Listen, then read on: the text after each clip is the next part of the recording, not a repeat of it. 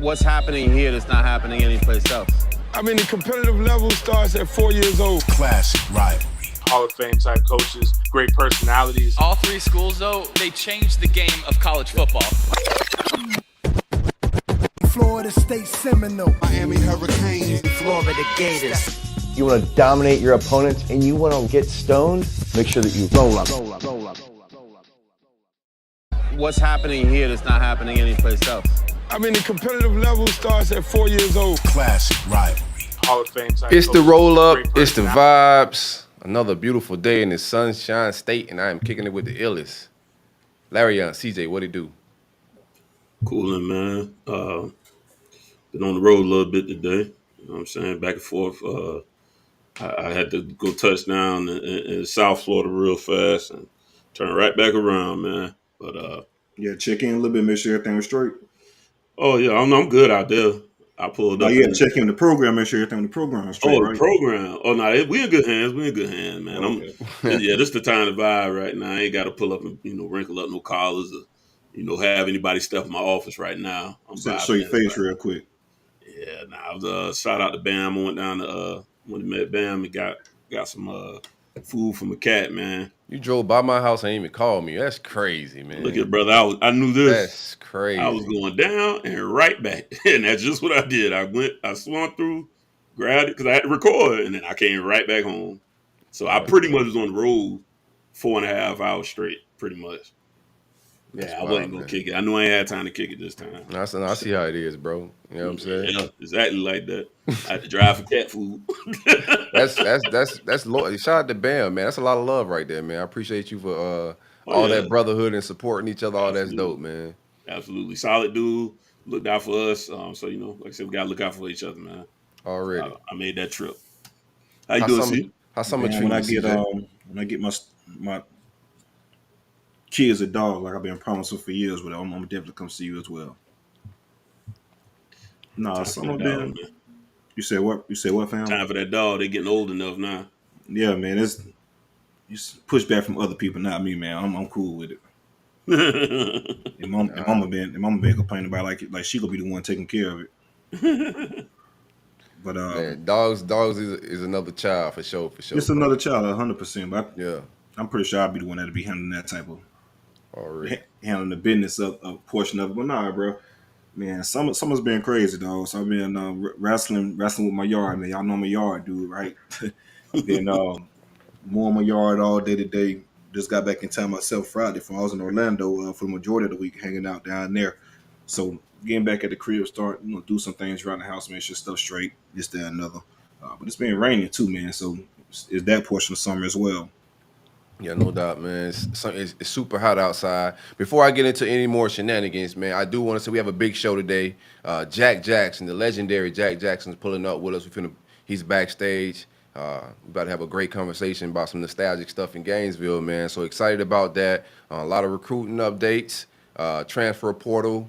FSU pulled up and did some big boy things. So we got to talk about that. That should be a fun conversation. But also, just a heads up, if you're not on Twitter, you're not following us on social media, or you just unplugged and don't know what's going on, we're dropping a new website. We're taking our time with it. I think it's ready now, but I want to make sure all the bugs and stuff not there before we release it. But it's going to be big stuff. We're going message board like the other guys, 247, on 3. So we'll have that type of stuff going on, whether you follow Florida State, Miami, or Georgia. We also going to have some Georgia stuff going on with our 100 Sanford guys. So we're going message board heavy, a lot of exclusive stuff when it pertains to our content. So subscribe. It's going to be a free option. There's also going to be some paid stuff that we're doing behind the message board. So I'm super excited about that. That's it. That's all I got for church announcements, man. It's hot out. It's summertime. All of that. The roll up is hot right now. Ooh, scorching hot. Scorching hot. Loving everything we got going on. Love the support from everybody that's supporting the roll up. Shout out to our sponsors, takeavacay.com. Be sure to visit takeavacay.com. Use coupon code ROLLUP at checkout for 15% off of all Delta 8 THC products. All this is federally legal to your mailbox. You're not worried about the jump out boards or anybody arresting you. Discreet packaging. Again, the coupon code is Rollup at checkout for 15% off. They have gummies in the flavors of kiwi, pomegranate, watermelon, and blue raspberry. And they also have vapes in the flavor of cherry pie, bubblegum OG, blue dream, and shroud nana. If you don't want any THC products, they have a sleepy gummy, which is derived of all natural products, ashwagandha, lemon balm, melatonin, and other natural botanicals. Coupon code Rollup at checkout for 15% off. I heard somebody say ashwagandha said, I should wash good. I said, yeah, you should. You should also try to Google that word because it just kicked your whole ass. You should definitely wash good, my brother. Yeah, you should always wash good. I'm never going to knock that. But I was like, that is not how you say that word.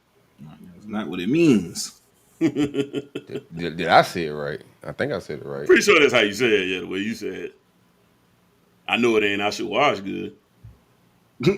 That's for a fact. Yes, you should. We was talking about just mushrooms in general. And brother said, I should wash good. Time out. What you should do? I'm getting it set on this on the back end with my man Jack Jackson. We'll get it rolling here in a minute. But quick question. Probably should save this for the meat of the show. But what do you guys think about on some national scene stuff? Because we haven't discussed this. What do you guys think about the new time rule? I think that's a big thing in college football, just why we transitioning. But what do you guys think about the new time rule? First downs, after first down, the clock doesn't stop. I think that's going to change a lot for offenses. How fast games go by. I think games going to be a little bit shorter than they normally I'm cool are. with it, man. It's going to be a lot shorter than normally are, but I'm cool with it.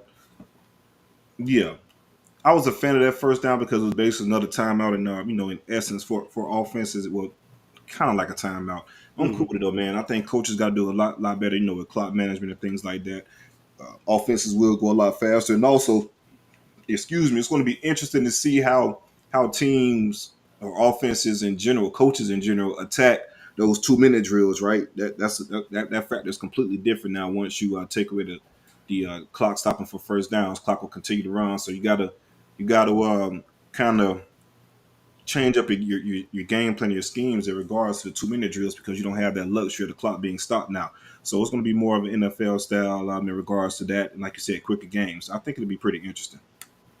No, we just talking. Y'all just broke that news to me. I didn't even hear that one.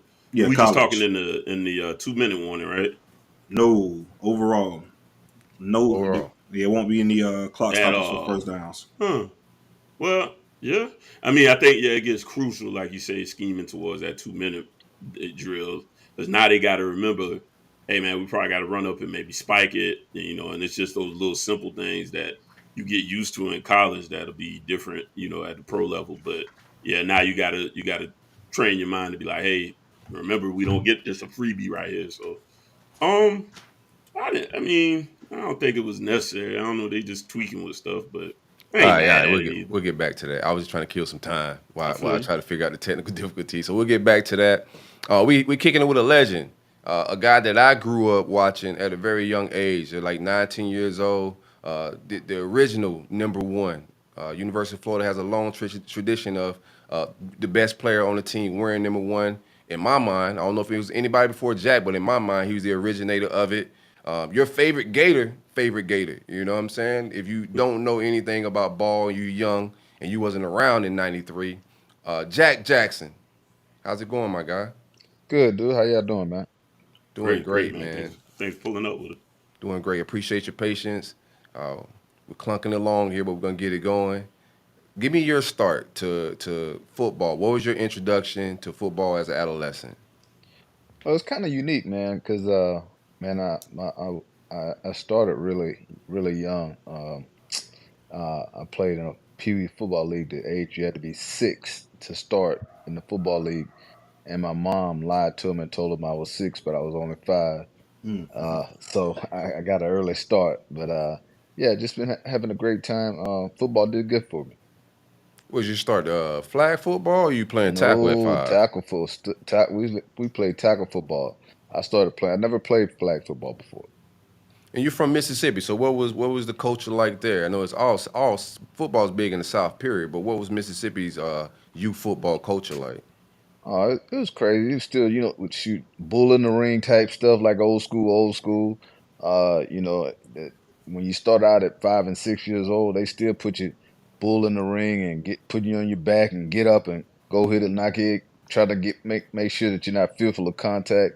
So football in the South, and especially in the deep South like us, football is king, and everybody started at a young age.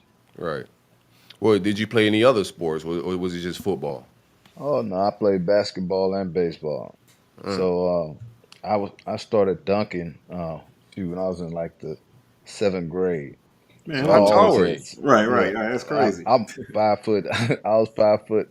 By then, I topped out at 5'9", but at the end probably about 5'7", 5'8". That's Yeah, crazy. Your vertical had to yeah, be insane. That's yeah. But my crazy. vertical was like, well, at the combine my vertical was 41. So That yeah, I makes had sense. hops. I've always had hops.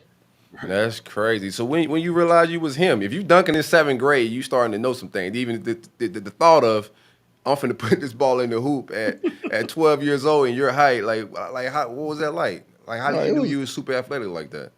well. I was crazy athletic, as I said, at a very young age. And when you grow up in the hood, everybody know who's the dogs are, even at that Right. young age like that. So when people seeing you bounce around and they got you out there running against 17, 18-year-olds, and you 12 and 13 and you beating them, the dog come out at an early age. So, and everybody know, we all know when you see a super freakish athlete, it don't Right. take long to figure it out. Why I'm just curious because you say your mom lied for you to get you started early. Were you just chomping at the bit that bad? Like you just wasn't no more Yeah, 1 year for you? yeah. But my dad was the same way. My dad played in the time where they wasn't even segregated yet. So, my dad was a dog, but only thing you hear, he went to school at this place called Culver Negro High School. So, you know, football was in my blood. I was born with it. So I was pretty much. My dad is senior and I'm junior. So my mom knew I was going to be a good athlete because my dad was a good athlete. It's in the genes. Yeah. Saw the vision. That's crazy. I was just wondering. I was like, man, he had to jump 1 year early. That guy must have been driving her nuts. Yeah, I mean Oh these yeah, days yeah. moms are trying to keep their kids off their field instead of rushing Yeah. them on. Shoot, They I trying to keep them know, off. but that was a different time then though. That's 40 some years ago. That's shoot. Right. Yeah. Yeah. What is your thoughts about Bull in the Ring now in hindsight that we all got some sense, man? What do you think about Bull in the Ring? I think they should pretty much do away with it, bro. I ain't gonna even No, lie they to you, did. man. It's Yeah. out of here. So when I was young, that was how you showed your manhood. So, but now we know the ramifications of all that contact and taking those head blows. It makes all the sense in the world not to do that, man. It's just, and then me being an athlete that's been that was in front of me at such a young age.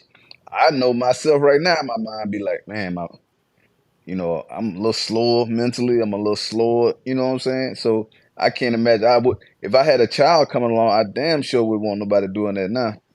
Right. So Jack, what was real your quick, Go real ahead. quick, can you we have some fans that's saying that they can't really see your face. Can you lift your camera up just a little bit? Oh, okay. All right, sorry, go ahead, Silk. It's still not. I'm looking at the preview. Yeah, let's get the angle right. Yeah, we had like the bottom of your face. Maybe let me see something real quick. I don't know if you there. Yeah, it shows on here. That's why I'm a little thrown Yeah. off, bro. Maybe a little higher than we should be good.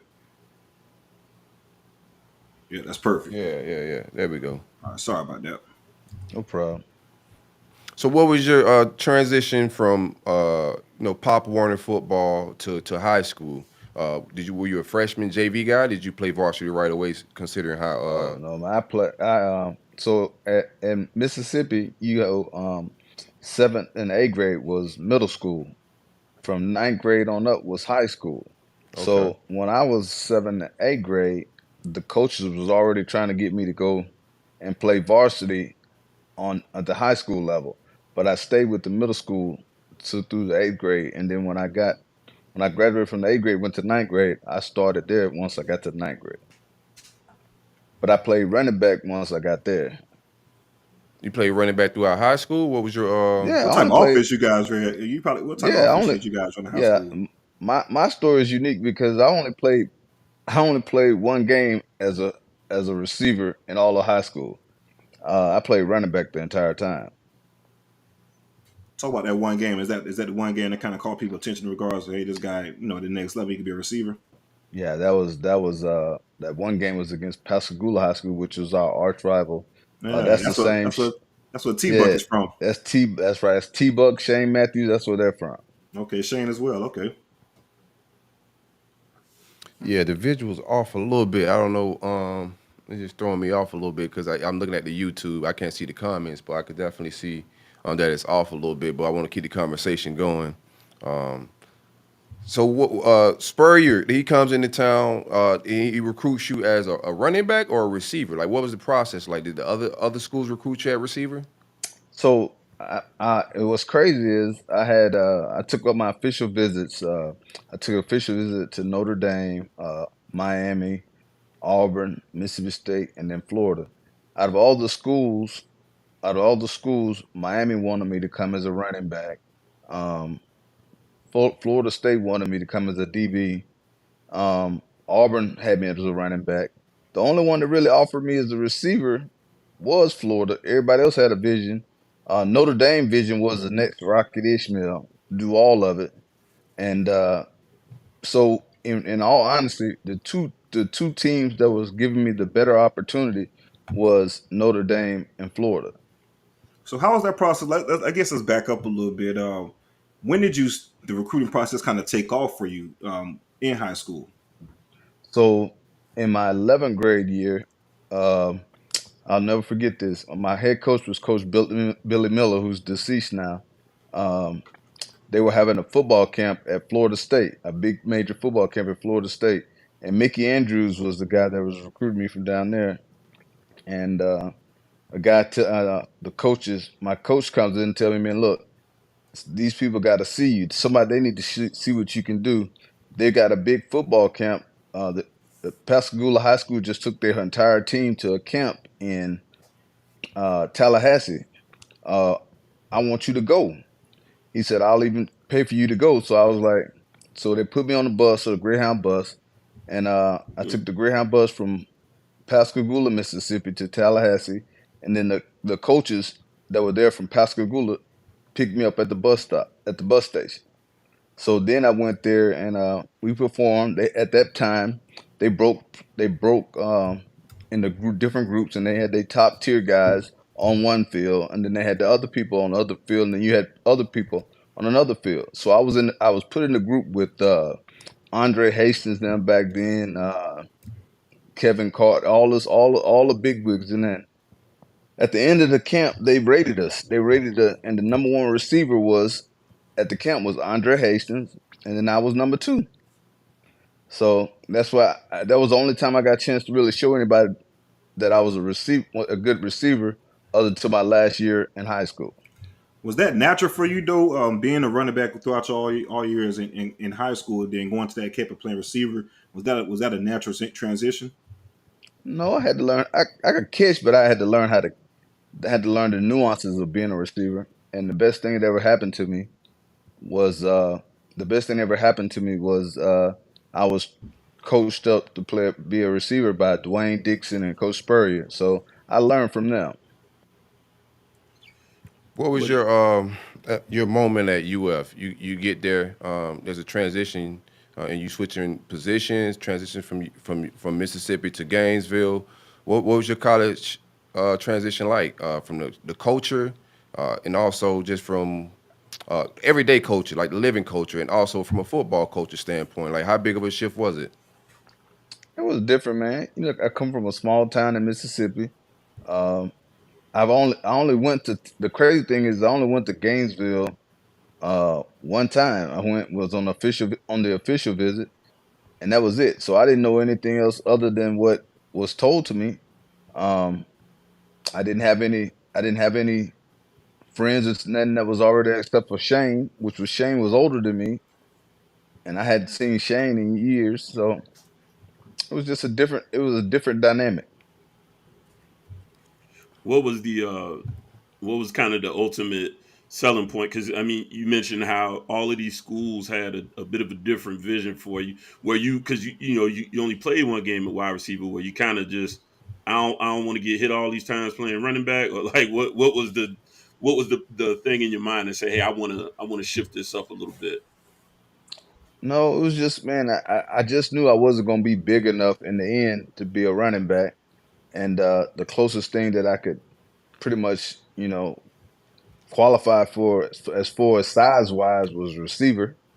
So that it was an easy choice for me. I didn't want to be getting hit, and I definitely wasn't going to be able to pick up blitzes and all that as a running back at the collegiate level. So it was just a natural transition for me.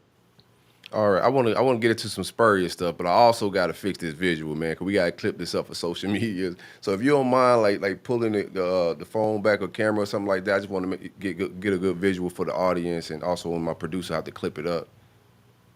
It's just I don't know why we just getting the bottom half of your face, man. I'm not I don't sure. know. I'm sitting up. Yeah, it's probably just the camera placement a little bit. If you bring it up a little higher, that should be good. Yeah, there we go. Yeah, There we right go. there. There we go. Bang. There we go. There we go. Well, Man, but you before guys, we get into that, I guess go the ahead. final decision was Notre Dame and Florida. What was the selling point? I guess what did Spurrier do in home visit, whatever it may be, that was like, okay, yeah, that's the final piece of the puzzle that maybe commit to Florida. There was, man, it was it wasn't really hard. Here's the deal. I took an official visit to Notre Dame, and they flew me in on a private the little plane for the Notre Dame plane with my mom and my brother. We went, and as soon as I got off the plane there, I stepped in some snow. So shit, it was over there now. As soon as I stepped off the plane, I stepped in snow. So yeah, that was over with, dog. Who's coaching then? Lou Holtz? Yeah, Lou Holtz was coach. What was he like on the recruiting trail? He was cool. He was cool. It's the same thing, man. He still talking fast, talking with that crazy little talk. Same thing. Yeah. A lot of energy. Who have both of those guys like high energy guys, man? Or who had high energy? Yeah. Lou is a little chirpy, ain't he? Yeah. But he not. Spurrier's not a well, I guess you can consider him high energy guy. He ain't like that though. So Lou is definitely a little more amped up than Spurrier. Yeah. Lou was a little amped up and so you get to Gainesville. We went a little back and forth there. Thanks for taking it back there, CJ, to be real with you. I was just a little clustered behind the scenes trying to get the visuals together for the YouTube audience. So we got it all ironed out a little bit here.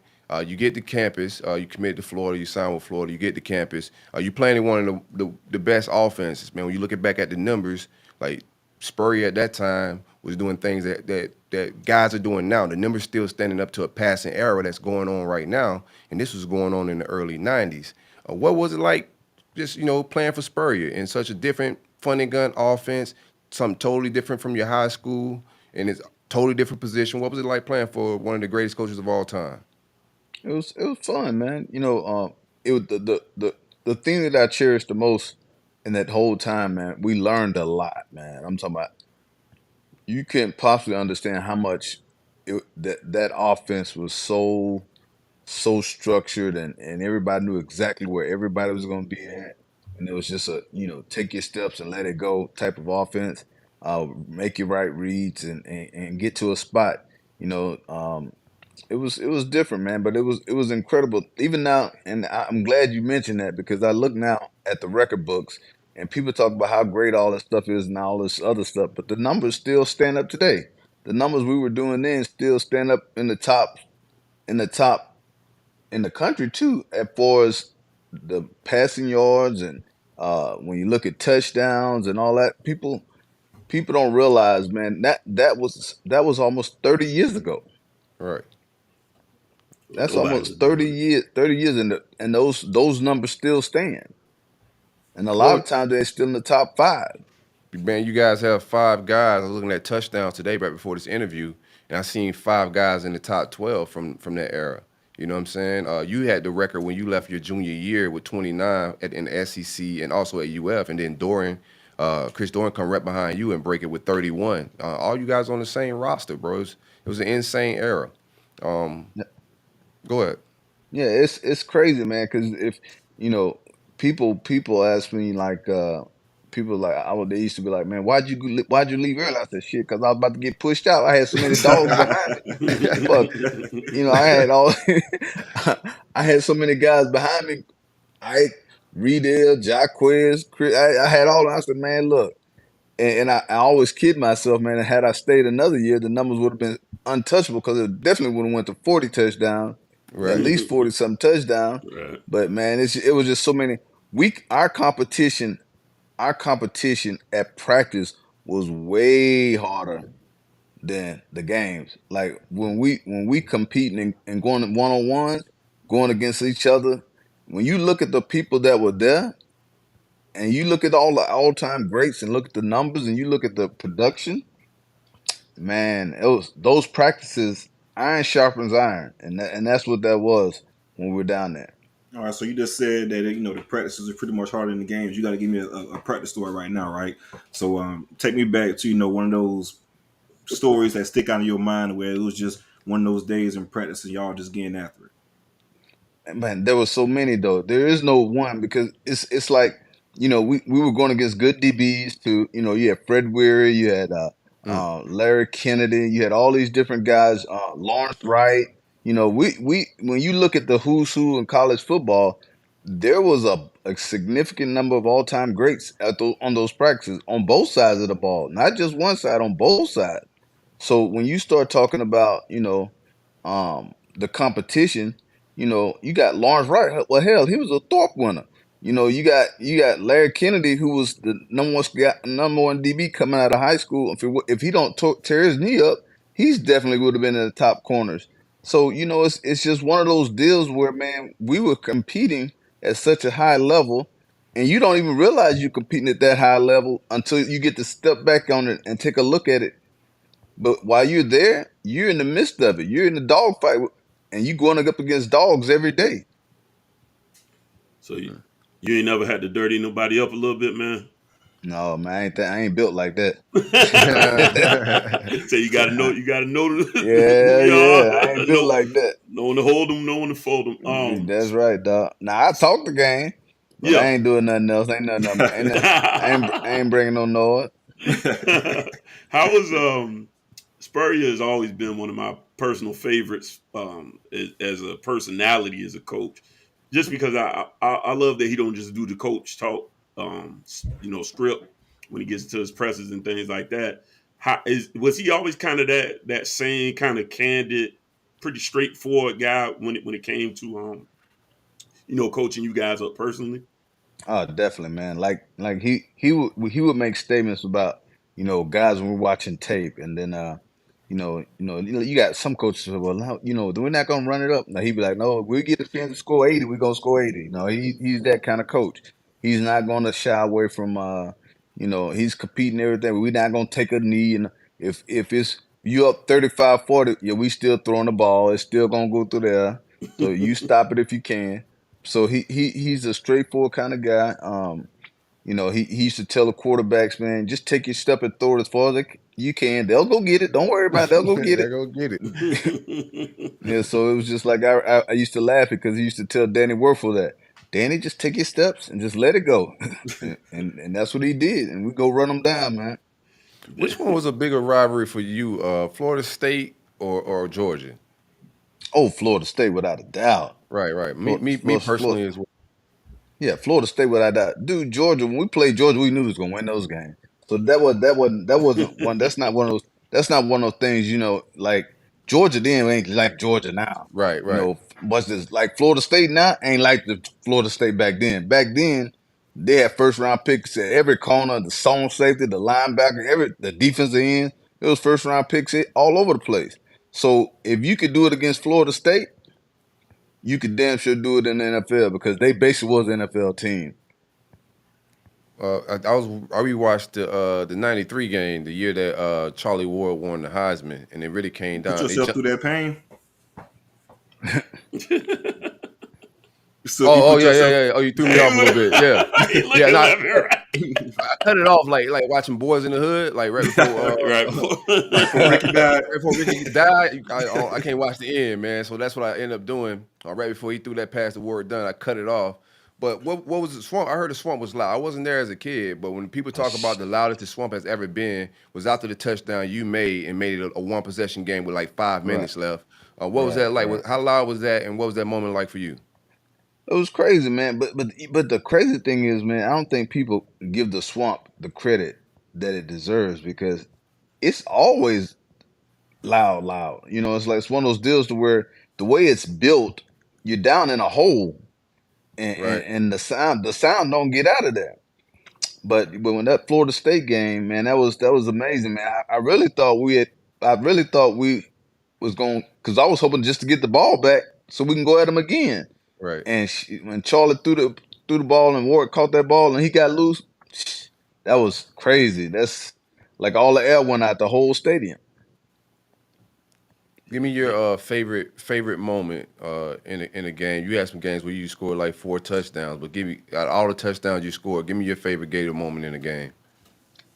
Oh man, I have a lot of them. Probably my one of my favorites is actually when I didn't score. We were playing what was it, Kentucky, and we were backed up to like the 1 or 2 yard line, and it threw a screen pass to me, and the running back the cornerback came and hit me, and when he hit me, I thought it was about to be a safety, and I shrugged him off and went from there and went like 70-something yards, and they tackled me like at the 20-something. And that's probably one of the most memorable plays that I've ever had to where I actually didn't score. That's dope. You kind of mentioned the '93 game. I want to talk about that '94 game as well. You guys are up big going into the fourth quarter, big time. Man, let's talk about that game, the choke at Doak. What was the mindset when you guys up so big at that point in time in the game? Man, you know, and you're at their place and you handling your business. I'm talking about, you know, we showing out, you know, and we going at it. And again, back then, Florida State was a big deal, man. That was a huge game. You up what 31-3 or something like that. I forget like what it was. And then you know you basically thinking I think I scored 3 touchdowns in the first half. So we thinking it's over. You know what I'm saying? It's like, and then I'll never forget this. I guess like the second possession, third possession. I basically took my shoulder pads off. I thought I was done for the day. You really vibing. I thought I was done for the day. So they basically pulled me out the game. I thought I scored 3 touchdowns. I'm finna shut it down. Look up in the stands, talk a little snores and all that. Then they scored 1. Then I'm thinking, okay, we're just gonna go back there. Then we went 3 and out. And I'm like, damn. Then they scored again. So then I'm like, oh shit, I gotta put my clothes back on. You know what I'm saying? Put my shoulder pads back on to get ready. You didn't think that was odd, but like, cause Spurrier don't take his foot off the gas, so that was I know, odd but dude, in a rivalry. It's the fourth quarter, man. It's the beginning of the fourth quarter, right? You know, and then you got all your horses out there, and you like, well, shit, I don't want nobody risk getting hurt or doing nothing like this, and we up by all these touchdowns, so you know, I'm thinking it was over too. So that's why, and unfortunately, that's how it became the choke at Doak, because we should have won the game. All we had to do was score a first down. We just couldn't score a first down to keep the clock running. What was Spurrier? What was the conversation like in the locker room with Spurrier after that game? Man, bro, I don't even remember. I was in shock. I ain't gonna lie to you. I was in shock the whole time. At the end, I'm like, this did not just happen. You know what I'm saying? You like, it's 31-3. Yeah, that's a hard game to lose, man. To let you know, any given Saturday, you know, any given point, you gotta this play whole to the thing final can change. whistle, man. I know, but then also, you know, I kind of understood that too because you don't want to risk getting any players injured. At the end, because this is basically the last game of the season before the bowl game. So you don't want to get nobody hurt before the bowl game, and you might be playing for something big. So I understand both sides of it though. We talk numbers and we talk about you guys all the touchdown numbers but those touchdowns came from somebody, and that was Danny Warfel. Give me a Danny Warfel story. What kind of leader was he? What type of person he was off the field? He's a cool dude, him. And so luckily and fortunately for me, I played with three different quarterbacks. So it's kind of weird because I played with Shane Matthews, Right. and then I played with Terry Dean, and I played with Danny Werfel. So, I had the luxury of having played for three different quarterbacks. I can read out those guys. They basically played for the same guy the whole time. Right. So, and me being being able to play with three different quarterbacks, and they all had different qualities. You know what I'm saying? Shane was silky smooth throwing the ball, and was a headsy player. Terry Dean was athletic and had a rifle on his shoulder. You know what I'm saying? And Danny was smart and very calm and collected, and nothing fazed him. So I had different qualities in all three. Did you in your time there you had the pleasure of playing Miami? Did you get opportunity? No, I wish I did. I Yeah. wish I did. Yeah, that's one of the things I wish I would have had the opportunity to play. I never had the opportunity to play them.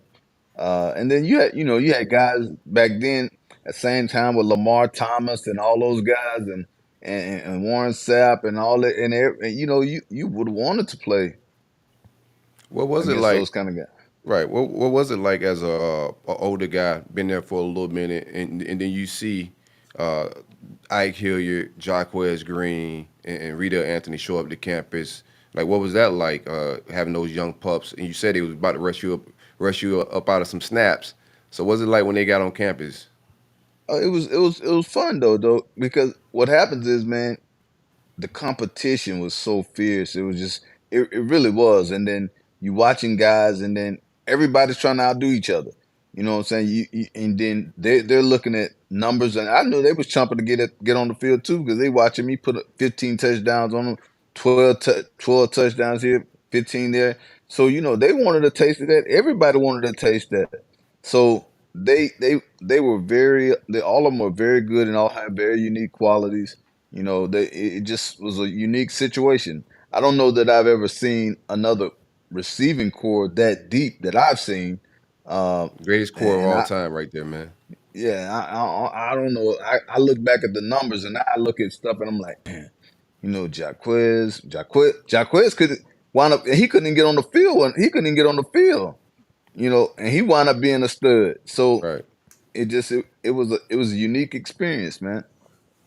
Let's talk about that number one. So how did you was that number that you wore in high school throughout, or was it something that you just got at Florida? Let's talk about the number one, because like Silk said, that number is held dear to Florida fans, not even just Florida fans, but the Florida program in general. And you're one of the original guys to wear. So let's talk about that number for you. Well, actually, man, in high school, I wore number 2. So I wore number 2 all in high school. So, and then back then, bro, it was crazy. Remember the old song, "It Takes Two to Make Things Go Right"? So I was like, yeah, I wore number 2. And I didn't, when I left high school, and because I knew my dad used to talk about, man, don't be cocky, don't be that. So I was always like, man, I'm gonna just be number 2, because everybody think you say you number 1. But then when I got out of high school and when I went to college, man, it's time to step up. So I said, you know what? I don't want number 2. I want number 1.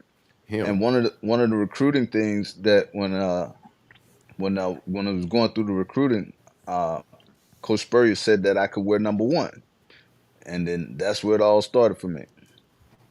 What's it like to be like the starter and the igniter of that legacy? Because that's what you started. You started something, a tradition. Yeah, but the thing that hurt me now more than anything is when I'm watching people wear number 1, and I'm like, this ain't no dude supposed to be wearing number 1. Now, this is when you it's just like I live in Louisiana. So, and in Louisiana, their numbers, the number for them is number 18. 18, yeah. Yeah. So number 18 is always gonna be a dog at LSU. Ain't gonna be no ifs, ands, and buts about it. Right. They gonna be a dog. Well, somehow Florida's got to the point to where they got people like it's a right to a number one. That's no right to be number one. You know, if you say you number one, I need number one type of results out of you. And I hadn't seen nobody that's number one. I'm like, you go back and look at number ones. How many All Americans at Florida were number one? Yeah, just look at that. So when you got kids that feel like they're entitled to number one, and you got coaches letting them be number one when they hadn't earned that yet.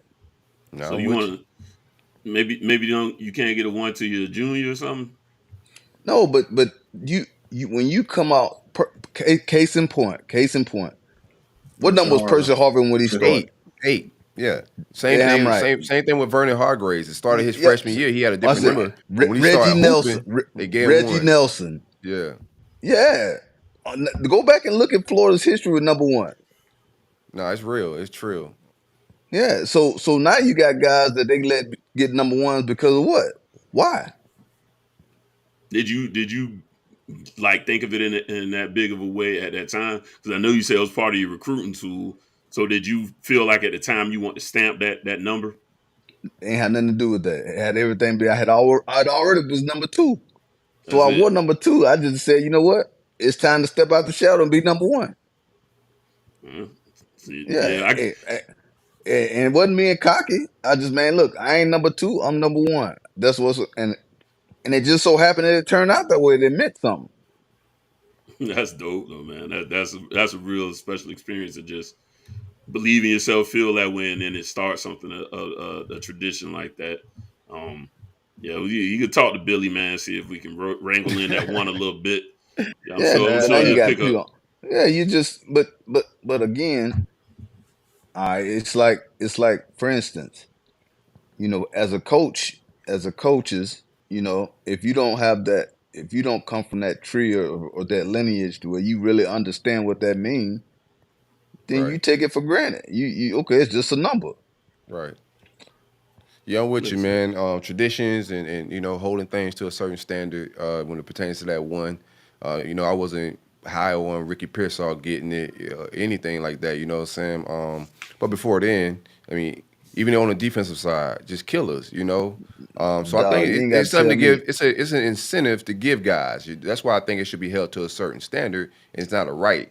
The best player don't just get one. If we ain't got a one that year, if we ain't got a killer, then one just sit on the shelf. That's exactly right. So that's just my opinion on it. If you don't have, so for instance, and you got a player that is middle of the road player, he ain't number one. Right. He's not number one. Now, if you got a All American or a Heisman hopeful or somebody like that, and he want number one, damn right, give him number one. But if he just a guy that's on the team and doing good and doing average everyday things, then he's not number one. Do you think you get? No, go ahead. With Reggie Nelson. Reggie Nelson wasn't no average head dude. Vernon Hargraves wasn't. I wasn't. Freaking go through all the number ones. Those guys, Percy Harvin, damn sure wasn't. Nah, that's a fact. Could you give me your top 3 Gator wide receivers? Ooh, dog, that's hard because you got so many. You've had some that come along like right now. So if I'm gonna ask anybody, my first thing is Percy because there was no other Percy. Right. Percy was just that's different. That ain't that's not even a conversation piece to even talk about that in that regard.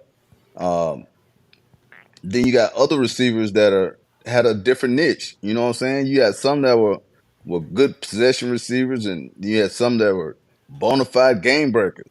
You had guys that were people just schemed to stop that person. Damn, everybody else just stop that one. Right.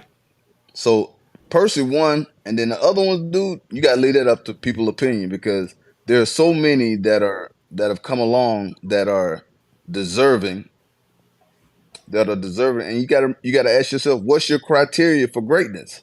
Right. That's when you got to ask yourself, well, are you going for yards? You It's your want criteria. touchdowns? It's Yeah, yours, what's your Jack. We criteria? want your top 3, bro. So it's whatever. So it's you, Percy. All you need is one more. No, Just no, one no. more, man. We want away, So man.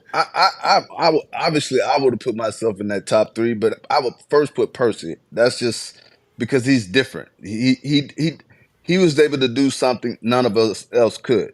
So this guy played running back. He the best running back out there. He played receiver. He the best receiver out there. Hell, he returning kicks. He the best kick returner out there. So he's different. So to me, he's number 1.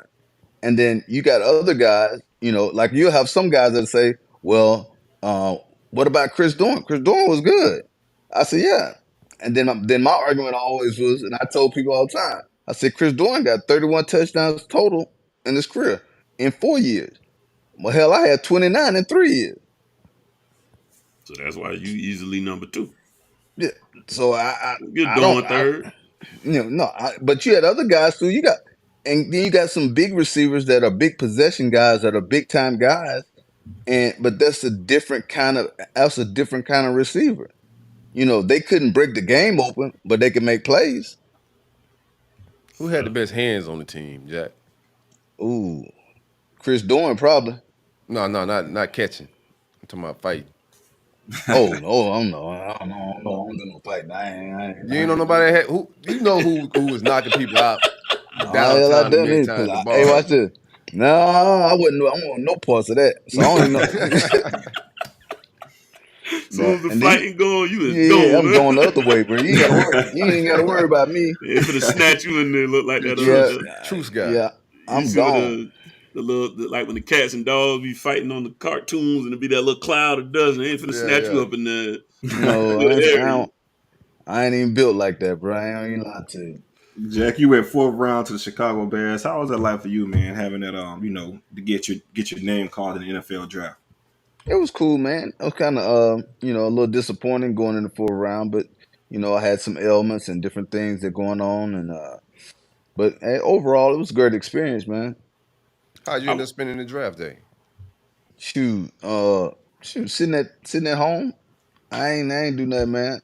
Because I was pissed off because I thought I was going the first day and I didn't. So I was sitting with my grandmother and my dad on the first day, and then the second day I just went to the house. Understand that. Back then, so times have changed. As far as all the evaluations and things go. So back then, were you getting like word that you would be going somewhere up in the first or second or something like that? Yes. I don't know.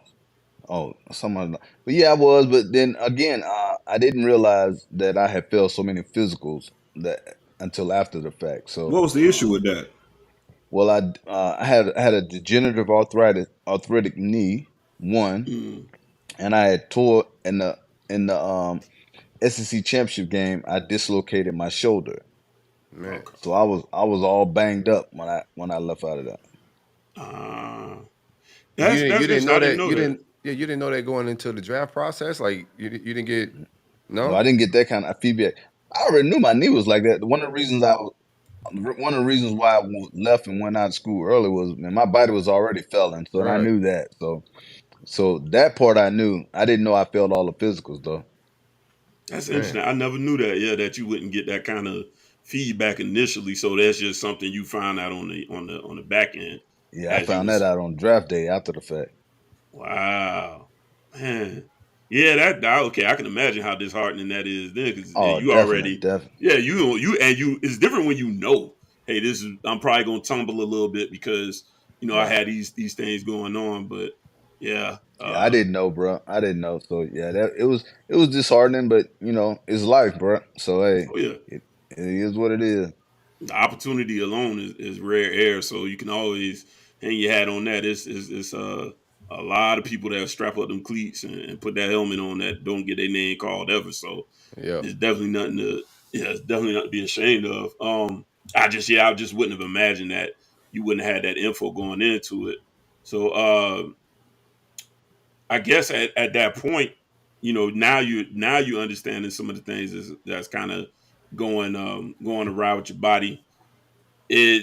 you continue to play ball a little bit afterwards, after Chicago. So yeah, it looked you was only in Chicago what a year or two? 2 years there. 2 years there, and then I think you played a few other like I think was it the regional football league that ended up folding. Yeah, and then when I'm in Canada and I was in Arena, I went some everywhere. But I ain't. I was trying to get out of it. Man, my body was going, and it wasn't. It's not like when you start having arthritic knees like that and your body start failing you, bro. It's only a matter of time. So What's that like though? Because there's always like we seen it in the movies. When you got to leave this game, like it's never easy. So I know, like you saying, you felt your body like breaking down, but like you leaving something you love. You've been doing this Yeah. since you was 5 years old, bruh. So what's that like? Scary, because you don't know nothing else, man. You don't, you know when, and especially when you do it at such a high level, and you're not able to do that no more. It's scary, because then you start thinking about the next chapter in your life, but you never prepare for anything else other than this.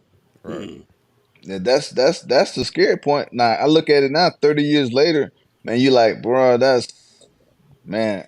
If you'd have asked me 30 years ago to write a movie about it, it wouldn't be like this. You know what I'm saying? It wasn't. But when you're at when you're that high at level and you're that elite a player, you don't think about the end. You so consumed with the now that you don't think down the road. Right. What was your transition from football like? I was cool, man. Was crazy, man. I wound up stumbling into something. I got in the car business. I've been in the car business 24 years, man. Nah, that's what's And up. I've been blessed with that for 24 years. I've been very fortunate, and I lived a great life, and I'm not getting hit no more. So, Yeah. so that's good. Yeah, I landed this interview through your son Trey, who's also I watched him go through the recruiting process. What was it like for you to go through that process with your son? It was good, man. The coolest thing is that you see how he's grown and how he, I never forget it, man. He used to go look at and then back then you had the old VCR tapes, and he pop in those old VCR tapes and watch the old Florida games and all that. And he was probably more a bigger fan than anybody ever seen. He wanted to be a Gator, and just unfortunately he had an injury as well, and it kind of derailed his way, his heart to want to go to Florida. But yeah, he's I was very proud of him, man. He's turned out to be a great young man. Absolutely. Appreciate you for hanging out with us. Before I get you out here, give me your favorite play call that Spurrier called for you, man. It's actually named after one another Florida player, Mills, after Ernie Mills. Yeah, it's like a post, a skinny post. It's a Gotcha. Mills route. Yeah, Gotcha. That's you all day. that's him. It was named after him, so it wasn't named after me. So it must have been him. Right. It was your favorite call though for a reason. Yeah, it was him. It's a Mills route. It had to be named by somebody. It might have changed it after you left. I don't know. They ain't informed me of it. They did. Shit. Hey, Jack, man, I appreciate you for pulling up and hanging out with us, man. No It's been problem, a pleasure, boss, man. Yeah, Y'all take it easy, man. Take it easy, bro. Appreciate you. Thank you, man. Bye-bye.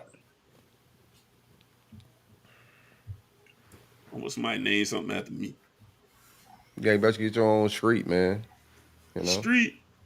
Yeah, street would be cool. You know what I like? Some fat shit, like a sandwich. Oh my Or a God, drink, like man. a drink.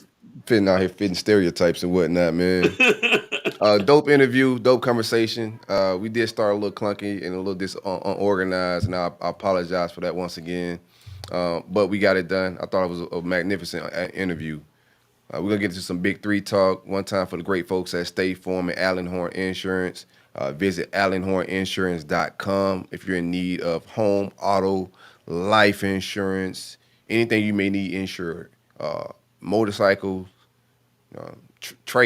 towing trailers, to be exact. For all the folks with boats, anything like that you need towed, anything you may need insured or financial services, give Alan a call at 706-692-2888 or visit alanhorneinsurance.com. Let's get into some Big Three talk, fellas. What you got cooking? Larion, you got some big fire over there, bro. Yeah, boy. Got the cap gun capping, boy. Shooting like crazy, boy. No blanks. Man, yeah. I ain't got no bunch of news, man. Y'all boy, any of y'all got a lot? I mean, I can run through mine. Yeah, go through it, man. I know y'all had the big time commitment. It shook the tables a little bit the other night. But a stole Randy Shannon style, man. Bar for bar, flow for word for word, bar for bar, stolen dog, whole flow, man. Randy was remember last Randy show, at the crib. Randy at the crib, like got his own through his evals and shit. Yeah. Like they took one of my guys. I thought he was flying under the radar, baby. Like, well, let me tell you something. This brother was so under the radar. I had no idea who this was when we took the commitment.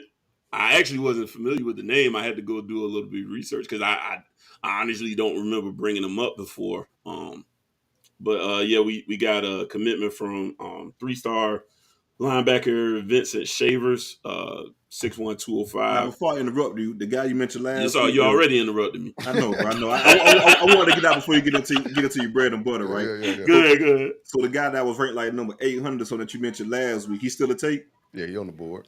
Okay. No, his spot gone now. Oh, it's gone now. Yeah. Okay. They done called him. They told you had to jump. You had to jump real quick. That's why they told him, listen, we're filling out the bottom of this class. So you got now or never. Tomorrow or something. You got it. You got now. That camp or something over the summer. Yeah. It's on the way. Nah, my bad, but go ahead. Wow, you good, bro. You good. I ain't gonna lie. I was like, I really was. Just as much as I tried to keep up with everything, I really wasn't that familiar with the name Shavers at the time. So did go look at a little bit of this stuff. Of course, it's check his huddle. So I went and did a little bit of that. He was playing at Monsignor Pace, but he's transferred over to Central for his senior year. And Central got a machine out there. So I think, it's one of those things where trying to raise his profile some more, which is honestly why I do think some of these early takes are kind of hedging their bets on getting ahead of some of the hype on these guys, some of these guys who profiles may raise. And worst case scenario, it could end up being the bottom of your class. And we all know this is business too. So sometimes the phone calls quit coming and, you kind of read the tea leaves and know you can't sign no paperwork on that day. So, but I did like what I saw of him. He's an athletic guy, fast. He kind of did like a lot of standing up. So he'll be coming in as a will linebacker, but he's got some good pass rush. He read and react pretty well too. I thought he did a good job. Like just some of the opportunities he had to make quick decisions and get to the football. So yeah, I think he bring our class to 24 now. I think that's a total of. You still loading? No, I think that's the first page still. You still no, I don't think so, man. Really? Oh no, by a thread. You know what it's like. You know what I'm saying? I don't. This is unfamiliar territory for me. I'm used to being really high at this time of the year, and then it falls off as the season gets closer and closer. A lot of decommitment. So when the games get played. They be playing the game when they commit in the first place back in the day. So it's a lot of buzz though. So like everybody been talking about the defensive line potential of this class. When fireworks start, bro? Well, I mean, most of those visits are all lined up for next month. It's official visit season, man. Yeah, all the officials are pretty much, and there's so many names to ring off. The way I'm going to do it is just kind of give you guys a recap. By the week, yeah, because there's a ton of names lined up. So it does get started the first of next weekend. So by the time we record again, actually, no, it'll be the weekend after. I'm sorry. It'll be the weekend after. First weekend of June. Yeah, that's when we'll really start lining in some of these visitors. So, I mean, there's buzz around guys like Justin Scott. I think Wilt Farm just put a crystal ball in for him.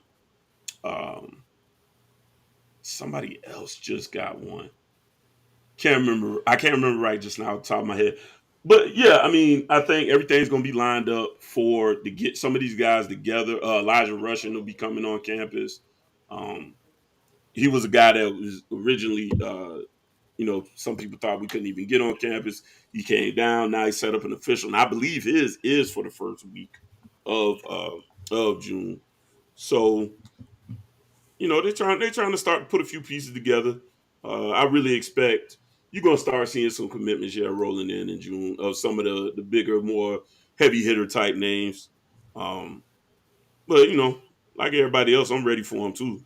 But yeah, what it is, things will start shifting that way in a little while.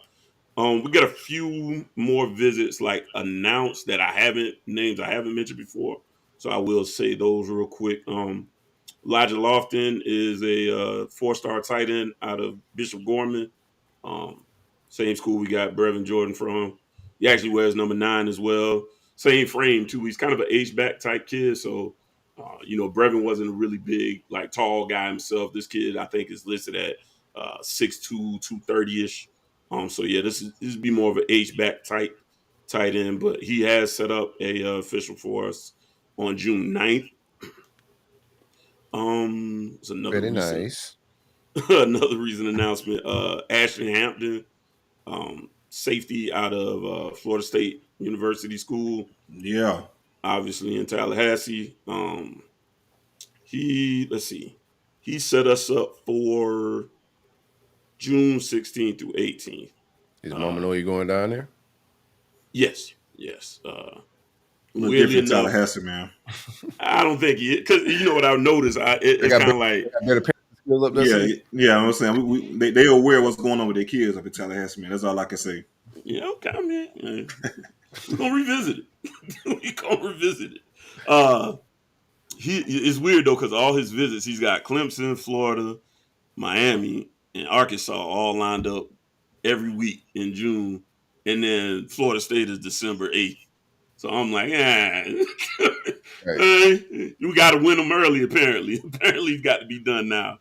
But no backstory of him, guys. If y'all remember, his dad Alonzo Hampton was on staff for Willie Taggart. Yeah, his first year. Alonzo Hampton is the head coach at Arkansas Pine Bluff right now. So, but his family stayed back after that first year, and been going to Florida High ever since. So a little backstory on Hampton. Oh, okay. No wonder he only got 3 stars. He might have some bad blood. I like my. They hold the grudge. Them old takes going, man. But seriously though, man, he's got a good offer list. Crazy offer list. Sure. But I went to a Gabi in Florida High game last year. His size stands out immediately. He even snapped Friday in the Jamboree. Had a big time game in the Jamboree.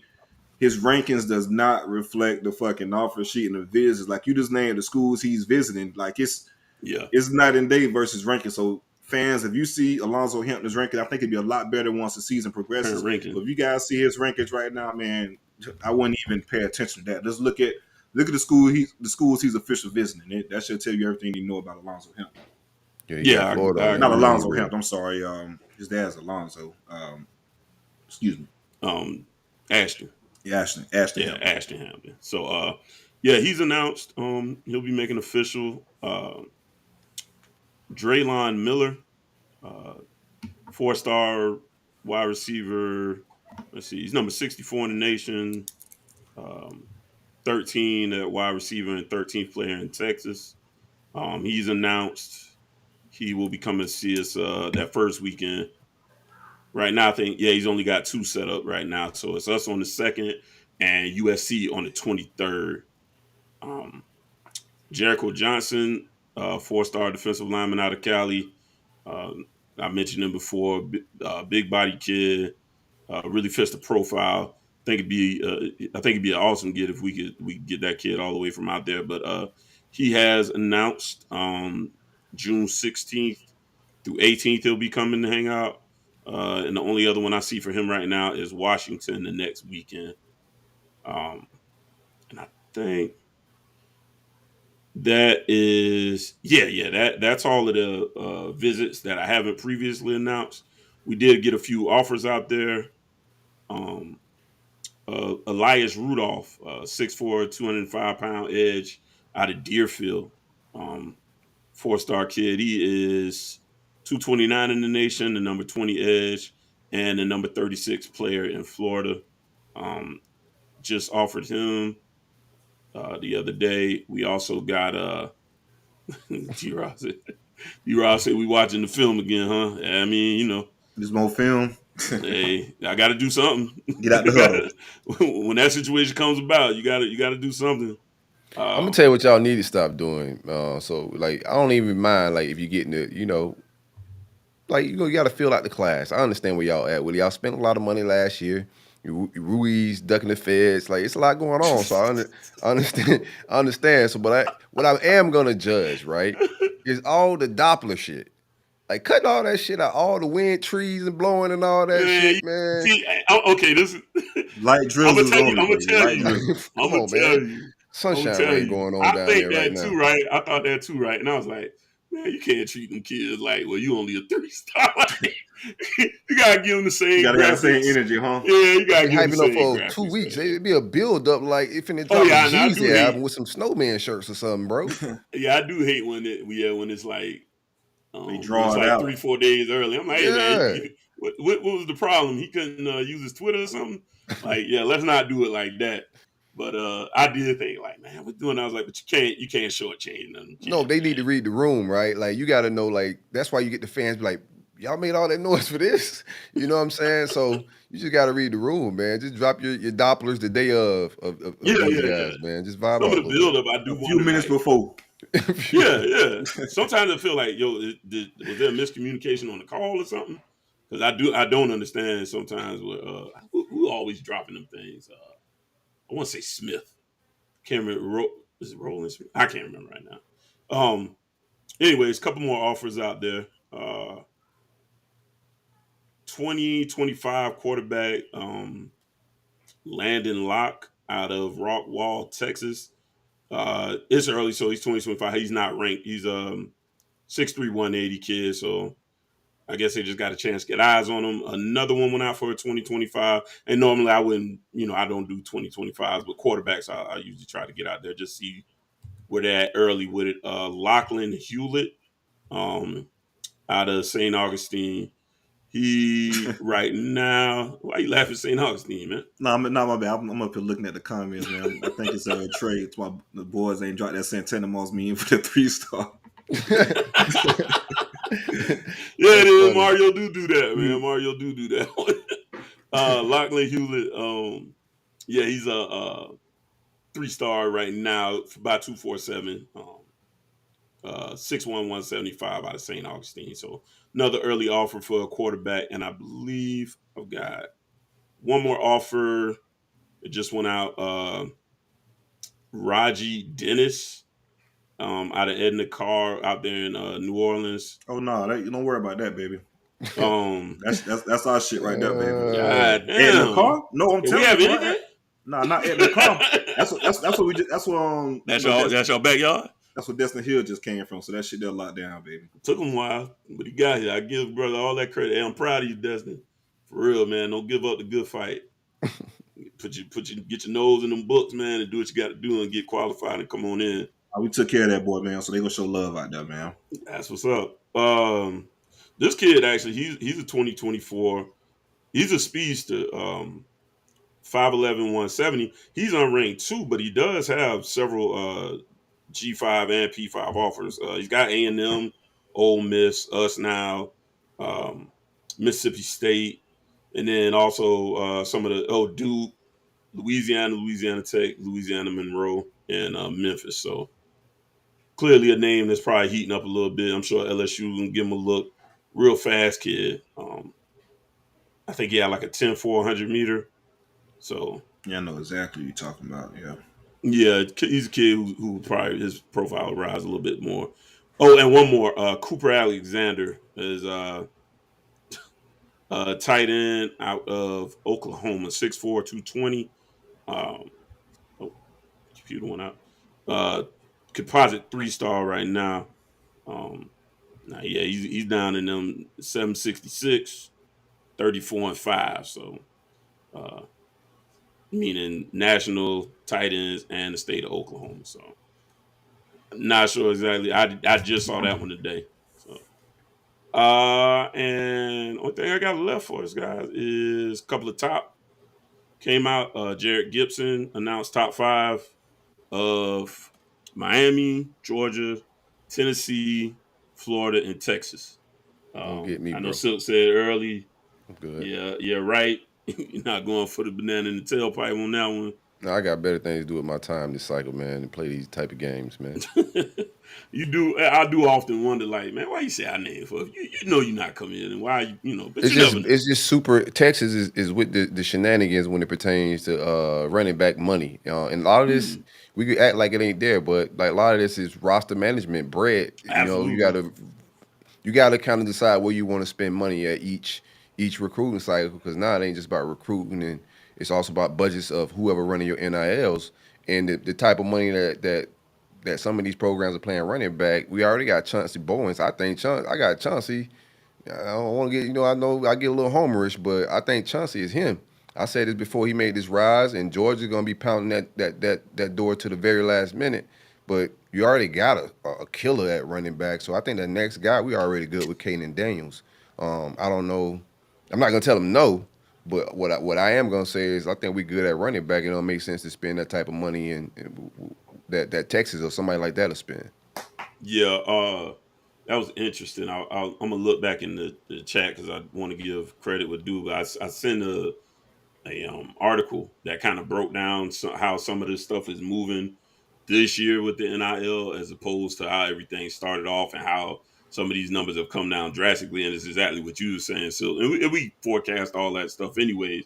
Yes, roster management. I can't. It's like you got a cap essentially, like you got a salary cap. So it's the same deal. You have to decide where every person is valued in your mind and how much money you're willing to allocate. It is not quite the wild west that it was originally, and we kind of see that coming because I was like, people gonna settle down and be like, look, man, It was the wild west. Them numbers you were saying, them kids weren't really touching that type of bread. Well, yeah. And I was at that time, like you'll know when an 18-year-old touching $12, $20 million. The numbers that you hear in your group chats was a lot of pump faking, bro, because you'll know when an 18-year-old, like when the Migos first start touching millions. It's going to get a little loud, baby. Yeah, I remember reading in that particular article, like I said, I'll give the credit to the writer, but yeah, he mentioned that some of the recruits were saying, like for even the top quarterbacks, the numbers were a lot closer to that 100 to 500,000 a year range. So if you were to play all 4 years, you'd be looking at up to $2 million for the entire time, as opposed to like Nico Iamavela, who's supposed to be getting $2 per year. Still I don't know how real that is, but I know I believe that for a quarterback. I'm about to say it was those bigger are the numbers. No, those are the but, numbers for a quarterback for sure. No, I'm talking about Nico's. Yeah, $2 million. That's about right for a 5-star quarterback, bro. Well, yeah, okay, so yeah, and I kind of mentioned that, like saying in this cycle in particular, you don't feel like you got that exact like home run hitter, so the numbers ain't gonna be. They're not closing in on that same range, but. Again, I don't know all that stuff. But How would they know what's being negotiated to these recruits for this cycle? Well, some of it was from like interviewing other recruits and stuff. Some of it's gonna be hearsay, obviously, because you're not gonna know every piece of paper that's coming across me. But anyways, nonetheless, I just thought it was a decent read or whatever. No, dope. Shout out to Truth Seeker. Love the content, love the show. Shout us a whole dub. Appreciate that, my dude. Appreciate it. Hey, man, hit us with the super chat. Support us, man. Also, hit like, subscribe if you haven't subscribed.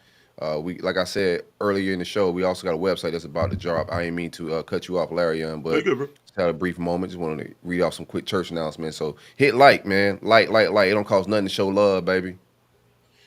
Yeah, we'll be on there on the message boards talking to Cash Money. So come on in and pull up. One last one. The announcement, Derek Plass, offensive tackle, 6'5", 265, 3-star guy. He's announced his top 5 It's us, NC State, Duke, Penn State, and Florida State. You said who? Derek Plaz. You gave him an offer, CJ? Yeah, I must have gave him the offer. That it must have came Yeah, directly from me. Hey, trust me, brother. Like I say, sometimes I'm shocked. Like who? I don't remember his name. I'm gonna go by the graphic, brother. I don't think he lying to me. They dropped the 247 graphic. Man, so. it's some weird stuff going on with recruits. A whole fake recruit out there, I think, on the timeline for a minute. Again? Yeah, it happens every so often. But anyways, yeah, that's all I got right now to Coral Gables. Unless you guys got any questions. There ain't too much going on. Like I said, look for June for things to get, start to sizzle a little bit. I think you get a couple of kids gonna get ready to commit, and I think the staff is gonna be receptive to that because they've been doing quite a bit to, warm them up into this whole process. Mario just had the pool party the other day. That's what that whole unofficial deal was. That's why I couldn't understand why everybody was pulling up, but Mario threw a little pool party at the crib. Shout out to Rick.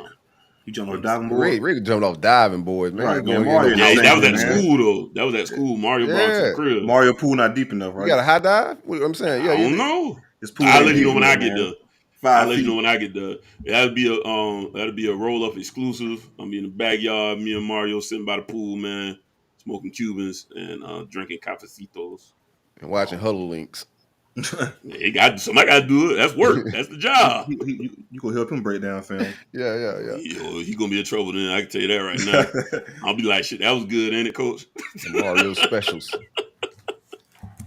Yeah, that's it right now, man. What happened with I seen my man Justin Denson, the defensive back. So we had some Miami fans. After I made my last little Gator talk, had a Miami fan saying y'all was about to run down on him and grab him. He tweeted that he canceled his visit. You got any information on that? What's going on? I like it. I mean, I got group chat information. I ain't gonna put that out there. I think.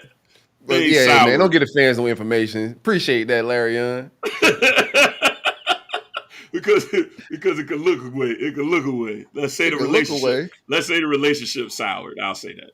Oh, okay. Soured between him and the staff. So yeah, he's right too high. Y'all can't afford that, man, right now, man. You can't afford him. Well, we saving up. Yeah, you're right. This D line is more important right now in this side. That's what I'm saying. You got to allocate that bread, baby. He ain't at the top of the list right now. We filling out our salary cap right now. Yeah.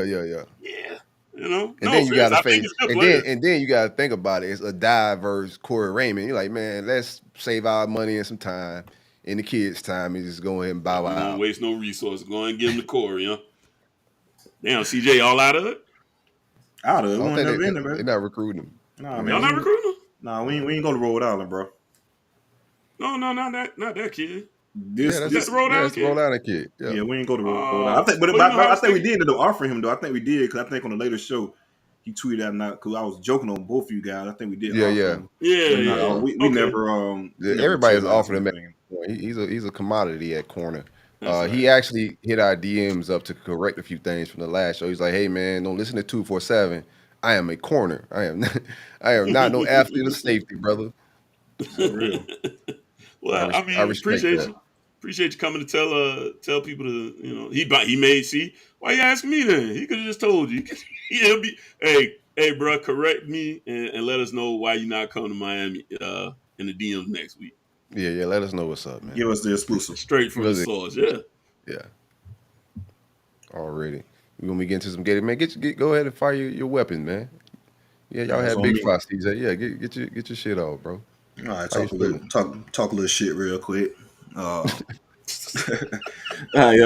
Coleman, the big time receiver out of transfer portal, did end up committing to FSU over Ole Miss. He was rated the number 1 player in the portal. I think he was like number 10 receiver overall from the December cycle and the spring cycle. Big time playmaker for FSU. So I'm telling you, man, it was much needed because we lost Malik McClain in the transfer portal to Penn State, and it's crazy because Malik is not even. I don't even think he was in their starting rotation post spring. Lost Malik McClain, and of course Michael Pittman in their transfer. Even though they don't play the same position, but just the numbers itself, it wasn't looking good for the receiver position. So Mark Norvell and staff went in an attack. They got a big time playmaker out of Michigan State. Had 57 catches, 800 yards, and 7 touchdowns this past season. And that's with shaky quarterback play and just an overall bad season for Michigan State. So some of the things that came down to his fact that he wanted to play with a quarterback that could give him the ball and, and things like that in regards to the next level. Coleman has, aspirations of being a top draft pick once that time come. And also just playing on a team that's competing, that's on the big stage for him to showcase that ability. So with FSU factored to be one of the top teams in the country, they're going to get a lot of national TV games. So it's going to be time for a lot of exposure for Keon Coleman, just to say the least. But that's enough of how we kind of got him. I just want to talk about the prospects of Keon Coleman in general, man. A big-time playmaker, man. 6'4", 215 pounds, physical presence. And it makes an already big receiver room even bigger. You got Johnny Wilson at 6'7", 230. Keytron Portier is around 6'3". Of course, you got Darren Williamson, another 6'3" product. Hakeem Williams, he's 6'3", not already factored much in this upcoming season. But just overall, the look of the receiver room is pretty big. And then you got, Jaheim Bell, 6'3" tight end. Marquise Douglas, and the returning tight end, 6'4". Morlock out of the portal, 6'7". This, as a defensive coordinator, man, this is going to be real tough to kind of to stop this FSU offense. To be honest with you, we're gonna shut that shit down, CJ. I'm telling you, man. It's gonna be a fun time for Mike, man. I don't think, especially at FSU, he hasn't had anything like that. I don't think, period, Mike has had this type of talent. He had a lot of dogs at Memphis that he was able to, make some plays with. But you got Jordan Travis, of course, at quarterback, and that's the crazy part about it, man. As a defensive coordinator, you got to factor in Jordan Travis's legs, right? That's the main thing you got to try to key in on, is just stopping Jordan Travis as a runner. You got Trey Benson coming back at running back, a pretty good offensive line, receivers left and right. It's going to be tough. You can't really double team, say, Johnny Wilson, for instance. You do that, then you got a guy like Keon Coleman and Jaheim Bell. They're going to get single coverage, and they can pretty much have those mismatches as well. So it's going to be interesting. Offense average over 35 points last year. Bring most of the guys back. I think it'll be, I don't know, man. It's going to be tough. I don't want to hype it up too much, but I do think the offense could be a 40-point-a-game offense. I think it could kind of carry the team, to be honest with you, if everyone stays healthy. So 40 points a game. Yeah, they averaged 35 last year. You think y'all gonna average 40? Yeah, I think they get another touchdown. You add in Keon Coleman, Jaheim Bell, offensive line get better. Trey Benson, that's another thing too. That's his first time playing, getting extensive snaps last year. He was hurt at Oregon, didn't really crack the rotation at Oregon. So to have him a full season of experience on his belt coming into this year, and this was a quote that people kind of let fall on the radar for spring practice. Mike said Jordan Travis was one of the most improved players, from spring practice from start to finish. And that's saying a lot because he had a pretty good year last year. So I think they could average 40. We'll see how it plays out this upcoming year. Like I said, 40 sounds like a lot when you factor in they averaged 35 last year with damn near everybody coming back. Y'all get 40 on LSU out the gate. Oh, yeah. You fall down about 27. Right? Do the math. What do we that game definitely does inflate a lot, but it's crazy that y'all are the reason it's inflated, Larry. And that's insane. Like y'all a directional school or some shit. Yeah, we scored 24 on LSU last year. What was it, 24-23? 24-23. Yep. 24. Nah, ain't gonna be no 40 in that game. It'd be 40 total. That's an early game too, right? 40 total. No, I'd be more than that. I mean, closer to the 40. Well, y'all got a killer in the face, boy. We're going to see just how fast Jordan, how good his legs is for sure in game one. Because, boy, he's going to have a killer on his tail. That's going to be a good game one. FSU, LSU. Yeah, it's going to be interesting to see the game plan against Perkins and how we attack. But I do want to see how LSU attack us as well, just for the simple fact all these damn weapons we got on offense and pretty much what they try to take away. But yeah, Perkins is definitely a dog. He's a game changer. He's one of those guys too. Like, he don't really fucking matter as far as like a game plan. You just go get in there and wreck some shit in the post as well. So we'll see how that plays out with Perkins. He's a big time player for sure. And they do get that defensive tackle back. Well, we had him too, man. Daddy came back in the picture like that'd have been. Daddy popped back up. Tyler Perry, linebacker, movie, right? Man. Yeah, linebacker. I remember that. Yeah, I remember him. Yeah. Daddy popped back up like a Tyler Perry movie, man. I like, no, come on, bro, where you at, man? You about to come, man? That man about to slide to Gainesville. Man, that's what pissed me off in Last Chance U with the quarterback from Florida State. Frank was a little slim dude y'all had. Henry, yeah, man. I ain't like that shit, but I'm cousin at the TV. Oh, now you come around. Yeah, I was like, man, fuck this dude. But no, fuck we was just talking about, bro? Yeah, I appreciate you, LSU. I appreciate you, Pops. For, you know what I'm saying, for coming through and stopping that shit, man. Definitely didn't want that boy in Gainesville. He's came close. Yeah, he's gonna be one of them 3 years and out type of guys that, top 10. LSU Top got 10 draft pick for sure. 100%. But yes, Keon Coleman, so big time receiver get in this late edition of the portal, big time. I really think Keon. Then you add in, Destin Hill the week before. The receiver room looks pretty good. That's another guy I forgot. He's over 6 foot as well. But the receiver room looks pretty good for this upcoming year. Not just this upcoming year, just years moving forward. Shout out to Dugans, man, because in 2021, I gave Dugans a lot of damn flack. But 2021 preseason, we had the worst receiver core in the ACC by far. And I think this upcoming year, I think we do have the best receiver core in the ACC. So shout out to Dugans, man, for flipping that shit in 2 years, man. That's real dope. Y'all all in, boy. All in, baby. All in. How much eligibility Hill got? 4. 4? Okay. 4 years, yeah. He been 4 home. years. He ain't been playing no ball nowhere, man. Yeah, his clock ain't never started. Yeah, that's right. Clock ain't never started. Yeah, it's crazy. His clock ain't even started. He only 19. That's impressive. No, he's not even 19 yet. He'll be 19 later in this year. Gotcha. But he was 17 his senior year. He had one of those late birthdays. Excuse me. There's one more transfer portal guy I want to get into. Offer haven't been extended yet, but it could come pretty soon. Contact has been made, and that's Antavius Lane, the safety. And it's crazy. He was a safety out of Georgia State. He entered the transfer portal and committed to North Carolina, but he hasn't enrolled at North Carolina as of yet. And it's crazy how all this shit comes in full circles, right? So Keon Coleman and Dustin Hill, they were my number 1 receivers in the 2021 recruiting class. And Tavius Lane, this kid is out of Dwyer down in Palm Beach. Jasper Grimes, man, he showed me his film way back then because Grimes was still at Dwyer at the time. Man, CJ, check out this film. Man, I got to say he was a ball. How old is this kid? 35? Nah, he has one more year. Grimes is still coaching at Dwyer? Yeah, I think so, if I'm not mistaken. Oh, he's a portal guy. Yeah, portal guy. Okay. Yeah, portal guy. Played at Georgia State. So Grimes showed me his film, whatever, back then. Like, yeah, this kid is a baller. The only thing was it was his size. He was 5'9", like 180 pounds. Filming some like Bob Sanders, those type. Lamar, I ain't gonna say he's that good, but like Lamarcus Joyner-esque, like his similarities. So Grimes don't miss, man. He don't. So Grimes shot me the film, liked the film. Let me refresh my jump real quick, man. It seemed like my screen froze. 1 second, fella. That's all good. It's all good. Y'all hit that like button. Like. It don't cost nothing to show love, man. For all the people that's in here, we should be the numbers should be matching the likes, or we got haters amongst us. All right, my apologies. But yes, back to Antavius Lane. So long story short, I saw his film in high school. Okay, I like the kid. Going to Georgia State. 3 years at Georgia State, kid, nothing dropped, nothing changed. 226 tackles, 11 picks in 3 years at Georgia State. He's been a baller, whatever. Like I said, committed to North Carolina, but didn't sign with didn't enroll to North Carolina for whatever reason. Guess who's just waiting out to see if anybody else kind of comes calling, and contact has been made a little bit. So this is a kid I'd be high on as far as taking. He does have limited size, but again, though, man, that what he did in college, I know it's Georgia State, but that kind of eased my thoughts in regards to him transitioning, because I saw it in high school and the shit transferred to college as well. And North Carolina wants to take him. He just hasn't enrolled just yet.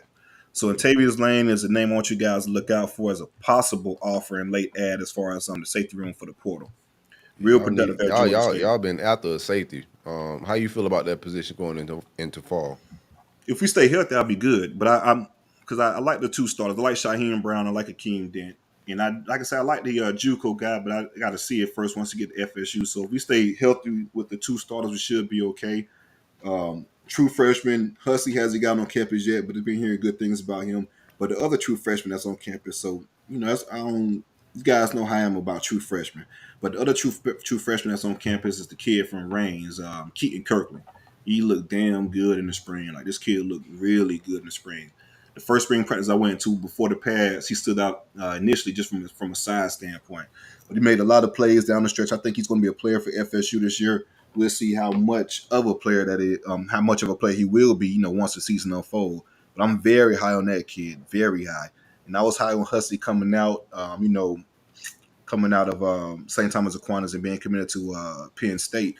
Just haven't seen it yet on FSU campus, but I do think he'll be a big time player as well. But if we can stay healthy with those initial guys, I think we'll be okay. That's the main thing. The depth is just not there for for what we wanted to be.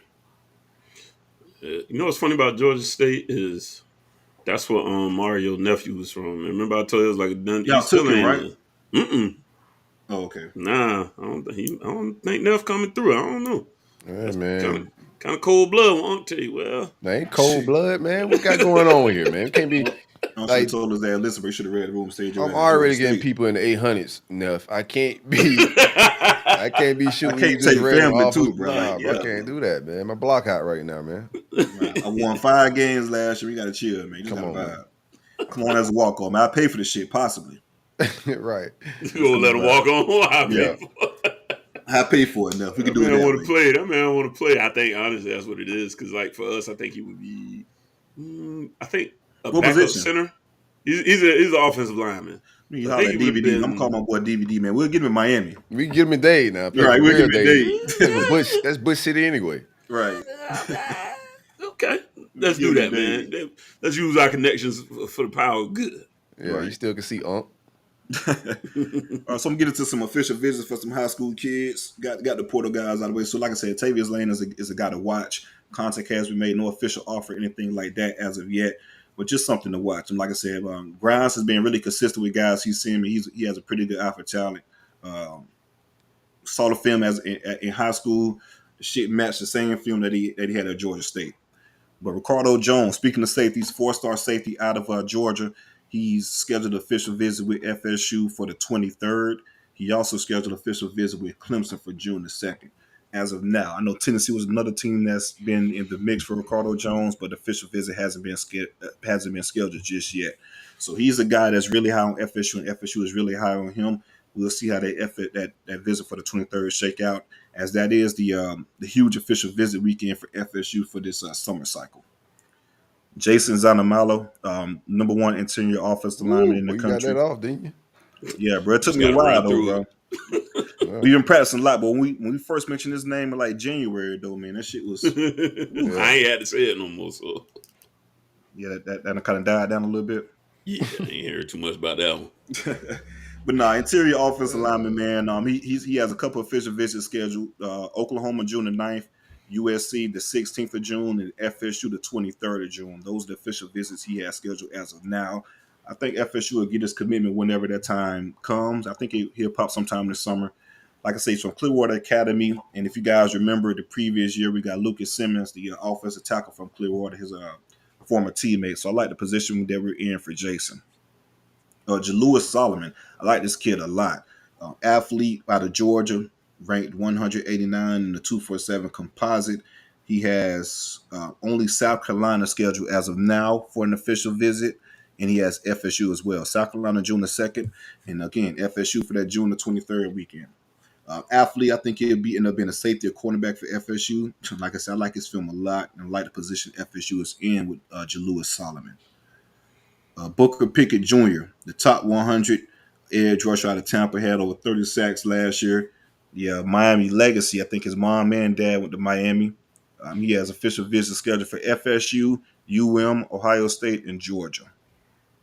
So that's going to be an interesting recruitment as well. He said he likes the way FSU used their DN, specifically Jermaine Johnson and, of course, Jared Verse. Jonathan Daniels, 4-star offensive tackle from Pensacola Pine Forest, has LSU, Georgia Tech, Kentucky, and FSU scheduled in that order. Says him and Coach Atkins talk pretty much every day. I like the position FSU is in as well for him. I think once he decides, he'll end up being a no. He did state that he wanted to make his decision in December, but he kind of backed off those statements, saying that, whenever he feels the timing is right, that's when he'll make that decision.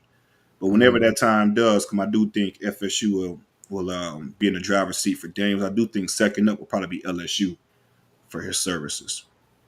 Christian Clark, I mentioned him to you guys a while ago as about a possible offer. FSU did end up offering him. Love his film a lot. 4-star running back out of Arizona. I know people see Arizona kind of get red flags, but he does have some ties to FSU. His mom and dad went to FSU. I think his dad actually played for FSU, and he has some family within the Panhandle area, around the Fort Walton area. So some familiarity to FSU. had an unofficial visit in April, if I'm not mistaken. Scheduled his official visit to FSU for June the 2nd.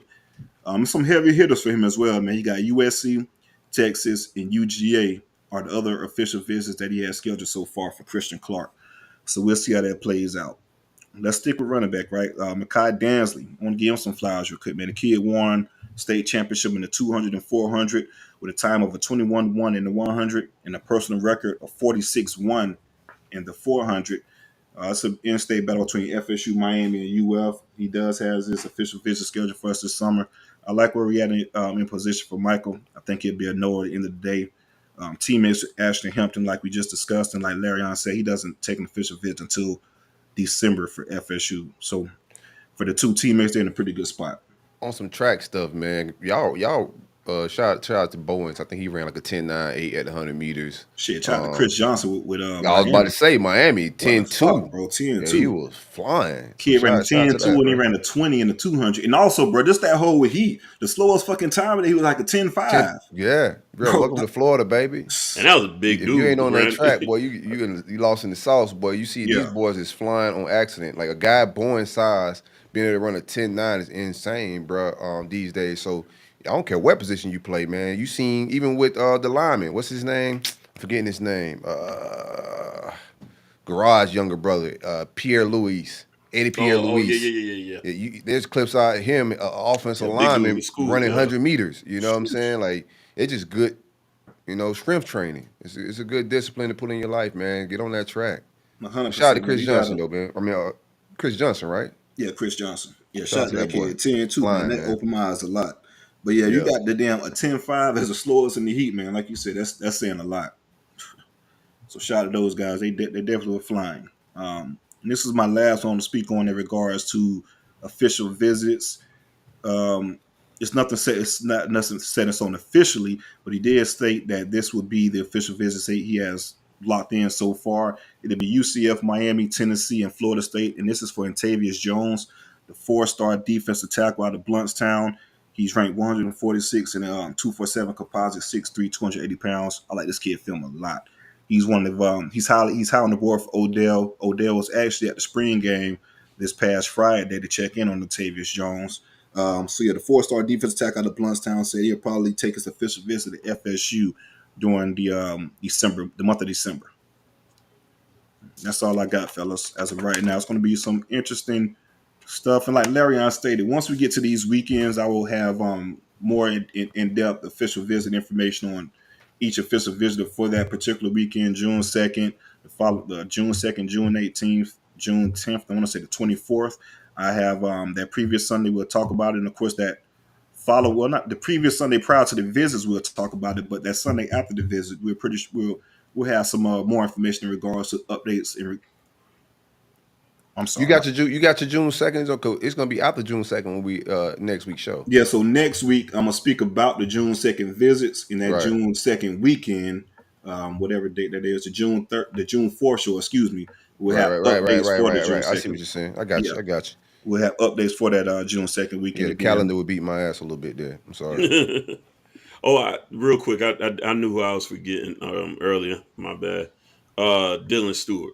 That's he's scheduled to come the second weekend, June 9th. He's the 6'5", 235 5-star edge kid out of DC. So he's coming trying to get different. Look at him. I see you, Mario. Yeah. It's going. June's going to the house, get in the pool. Like, what are they gonna do? I mean, the pool is popping, man. Shout out to Joe Budden. He was the original pool party purveyor, man. Got one of them pool parties. I felt legendary, man. I was like, I made it. I made it in life. Yeah, I'm not gonna go over the full list of June 2nd either. I've been talking about it for a little minute now, but it is commit season. It's commit season. It's official visit season. Kids don't pop like they used to on official visits. That's another thing that's missing from the coaching. Yeah, they have big set in stone. Yeah, it's very rare where these days where kids are popping on visits.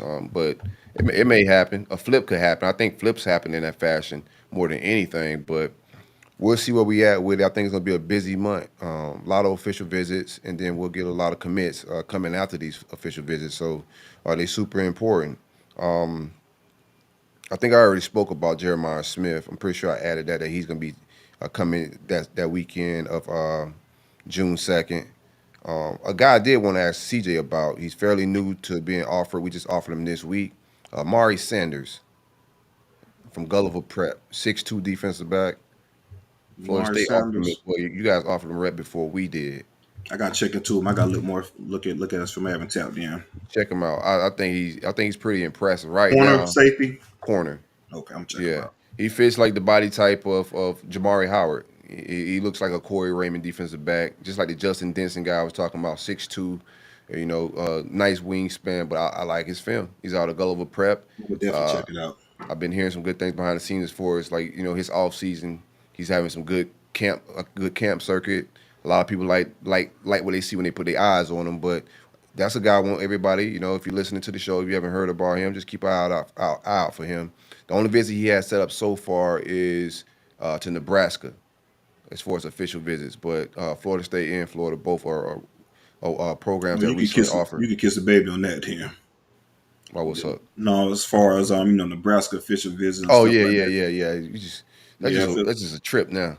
Right. If especially when with schools like Florida State started getting involved with these in-state schools, pretty much the same situation with Jamari Howard. He was committed to Michigan State for a long time, and then we got wind how good this kid was, started recruiting him pretty hard, and next thing you know, it's a Florida State battle with Miami as well. So whenever you have those type of kids, kiss the baby on them getting out of state like that once we get involved. Already. They asked him, Corey Benders, my guy over at On3, reached out to him after the offer, and they asked him was he surprised about the Florida offer, and he said, nah, I think my future is very bright, and he spoke about himself playing in the NFL one day, so he's a very confident kid. Watch out for his recruitment. Wanted to talk about our receiver room, just mixing it up. It's not a whole lot of news out there, so I'm gonna talk some offers, but I do want to talk about our receiver board, just seeing the folks and what the vibes is amongst Gator Twitter.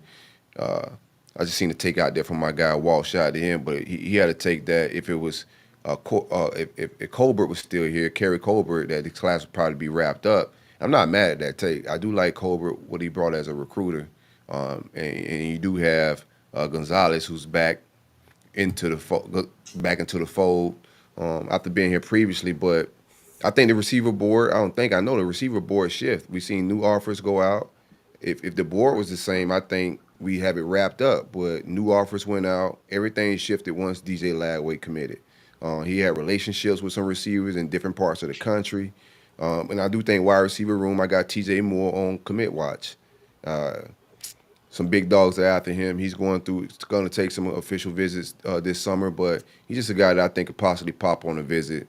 Right now, he is going through the process, but the receiver room, I think, is going to shake out fine. I think it's going to be very elite, but it's just not as local as in Southeast. Now we're getting some names. When you got a national name like DJ Lagway, he camps around the country, so his relationships are big, and the board shift. So I think that's where we at with the wide receiver crew. Not worried about it at all. We already got a kill at one kill at the position, and also Billy Napier is really who is in charge of our wide receiver recruiting. When it's all said and done, that's why he made his money at and his name at. A receiver that's stopping by next week, a 5-star receiver, Cam Coleman, out of Phoenix, Alabama. Right now, we're not heavy into his recruiting, but we are getting him on campus. This will be his first visit to the University of Florida. He's visiting Clemson on an official visit this summer, LSU. Some more players in his recruitment that's coming up is Florida State, Georgia, and Texas A&M. It's not 5 visits no more, so I don't get caught up in that. Like I used to have to worry about that. Like, we're going to be one of his 5, but it's just not. I still want to be in that 5, right? Like, I don't want to be, and I don't want to deal with kids that's really taking like 10 official visits. If I'm the coach, obviously I'm not the coach, but I would like to be, amongst the mix. Hopefully we could get an official visit from Cam Coleman. We'll see what's up. This is the start of that relationship. And that's what I was talking about. Like, a lot of these are just, the board's fresh. So, yeah, we could probably have a player. bunch No, sorry for interrupting, but Coleman player, that's a guy that you would want to expand the board for, out of the SIP area. Like I said, FSU is involved as well. But, yeah, he's a guy that, you definitely want to shoot the shits with in regards to recruiting. He's a player. No doubt. Speaking of wide receivers, another wide receiver that I'm very high on. Like I said, the board is just it's premium stuff. It's top tier. So, Jere Hawkins out of IMG, originally from West Virginia. He's going to visit between the second and the fourth as well, just to speak on that. I think Miami's a player in his recruitment, and also Penn State. On the prediction boards, I think it's Miami and Penn State leading on the predictions. But talking to Corey Bender over on 3, he put Florida in his top 2. We have a good thing going on at IMG right now. We'll see if we can pull him over. But he's a fast kid, another one of those track guys. He's a 10 400 meter guy, a 21.4 200 meter guy. Guys that can just flat out fly, man. But loving the receiver board, not mad at it at all, man. Like where we at with it. I think that's all I got right now, man. That's exactly why I want Michael Dancy so bad, man. The Blazers, I think he could be a souped up Lawrence Tour Philly in regards to the role he plays, and that's unlikely. I think Tour Philly is a damn good running back, or not just running back, damn good player all around. That's how Norvell uses him. Right. Also got Dalen Evans out of Texas. I got him on commit watch this summer when he's gonna make the visit. He's a Texas A&M guy. Jimbo's losing some sauce right now, bro. He's struggling on the trail. You got to figure some things out, man. I think he's on a hot seat. I think everybody else know that it's a wrap. He lied to everybody with his offensive coordinator shit. So they prime for the picking when it pertains to recruiting. So I got Dalen Evans on flip watch. Jamari Howard is one that's coming down Florida State. I keep just hearing Florida State, Florida. I know, there's some Miami. I'm not gonna count Miami out because we don't know what NIL is these days, bro. So you can't. All the message board stuff, like we learned enough about this right now. Like you could think you know something, and kid pulls all the Miami hat out of the blue. We already experienced that, so you learn history a little bit. But what I'm hearing behind the scenes is Florida State, Florida. He hasn't set up a Florida State official visit yet. I'm hearing that CJ said it's one in the works, but man, I hope we could get him to shut it down. To be real with you, I think we lead in his recruiting from what I'm hearing. He's been a little bit more wide open with what he's been saying in public, but I think that's going to be a good test between us and Florida State. See where we at with it.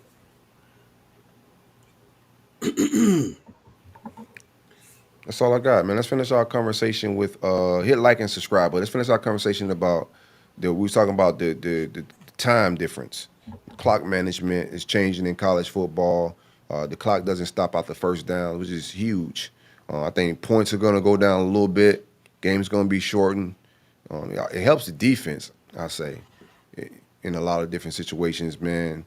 It's tough when people not getting out of bounds. That's a big help for the offense. So I think, if anything, defense numbers are gonna go up and be a little bit better this year. And I think offensive, like that 40 points per game, you might want to dial it back a little bit, CJ. That's my overall take. Is just the games are going to be quicker. And clock management, I don't know if my coach been the greatest at clock management.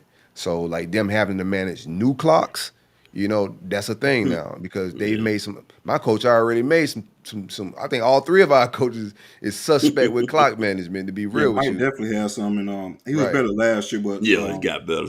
Definitely, it's been an issue throughout his tenure. It's been times where it's been some questionable clock management situations. But that goes back to what I was saying about the coaches as well. They got to adjust too in regards to how they attack these 2-minute drills. You don't have that safety net in regards to saving that time because that shit was it's gonna be a huge difference in regards to having those valuable seconds after the first downs and not having them. So it's gonna be interesting to see how coaches game plan. It's gonna be a lot of plays that has to be dialed in towards the sideline for those situations so you can get out of bounds and move forward. Back then you just had game plan for the first, and then you can move forward. But now it's like the NFL, you got to script those players a little bit different in order to get out of the bounds and save that time. I don't think enough people talking about how big this is. I think maybe when we get closer to the games, you'll see it. A bigger conversation. Probably, this is a huge thing in college football, man. And it might just slip got by me. I literally didn't hear nothing about it until y'all talked about it today. I don't know if I just been kind of unplugged a little bit, but are they doing a 2-minute warning though, like the NFL? Like, do they get stoppage in the last 2 minutes or? That I do not. We gotta pull the official rule up and see exactly what it is. But I am. My eye is definitely on it because, like I said, we haven't been the greatest, man. Especially in that first half, it's just been a shit show. So it's gonna be interesting to see how the new staff, all the analytical nerds, they doing their numbers and research on all this type of stuff. It's gonna be interesting to see what they approach this fall. 100%. Like I said, coaches go have to go to the drawing board for sure because the game plan is different now, especially doing those 2-minute drill situations. Hell, I'm pretty sure. Well, if you're smart, I'm pretty sure majority of coaches kind of start preparing for that during this spring practice in regards to 2-minute drill situations, not having that safety net of the clock stopping on first downs. Yeah, I mean, what y'all think they did it just to make the games go by faster? Period. That was it. Because I can't really think of any other. Like, what's the advantage? The games be long as hell, man. Football games be way too long, man. Yeah, high school, college football for sure. Way too long, man. You don't realize it till you at the game and ain't no commercials. Yeah, or when they do got a damn commercial, you be like, "Oh no, you got a game. You got a game that's on national TV." And you be like, "What's going on?" It be like TV timeout. You're like, "Oh yeah." That's annoying at the game, bro. Like, yeah. It's so annoying. Like, if your team call a timeout and then they come back, run one play, and they got a TV timeout, you're like, bro, what is going on? That's a fact. Yeah, you won't have these 4-hour games no more. They'll definitely be a lot shorter because 12 o'clock games don't end around 3:30, 4 o'clock anyways. I was kind of going back a little bit to what you was talking about, how the kids that they don't have the limits on the visits. It's just one per school now. I was trying to find a number for the schools. Either one of y'all got a idea on that? Because I know they raised a number for the school as well. No, what do you mean by that? The amount they can host. Oh, it was a limit on that you can host per player. You can. Yeah, which makes it tougher too because you got to try to balance these like transfer guys and high school guys. If I'm not mistaken, I could be mistaken on that, but I could have swore there's a limit on the amount of official visits you can host as well. Hold up. Let's back up a little bit because that change is a little different. Shout out to Stacks for sending this to the group chat. Just reading up on it. It's not.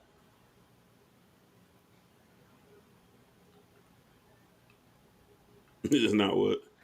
No, I'm sorry. Still trying to read it up as well. No, it's all good, man. Hit like, hit subscribe, all of that, man. Show love.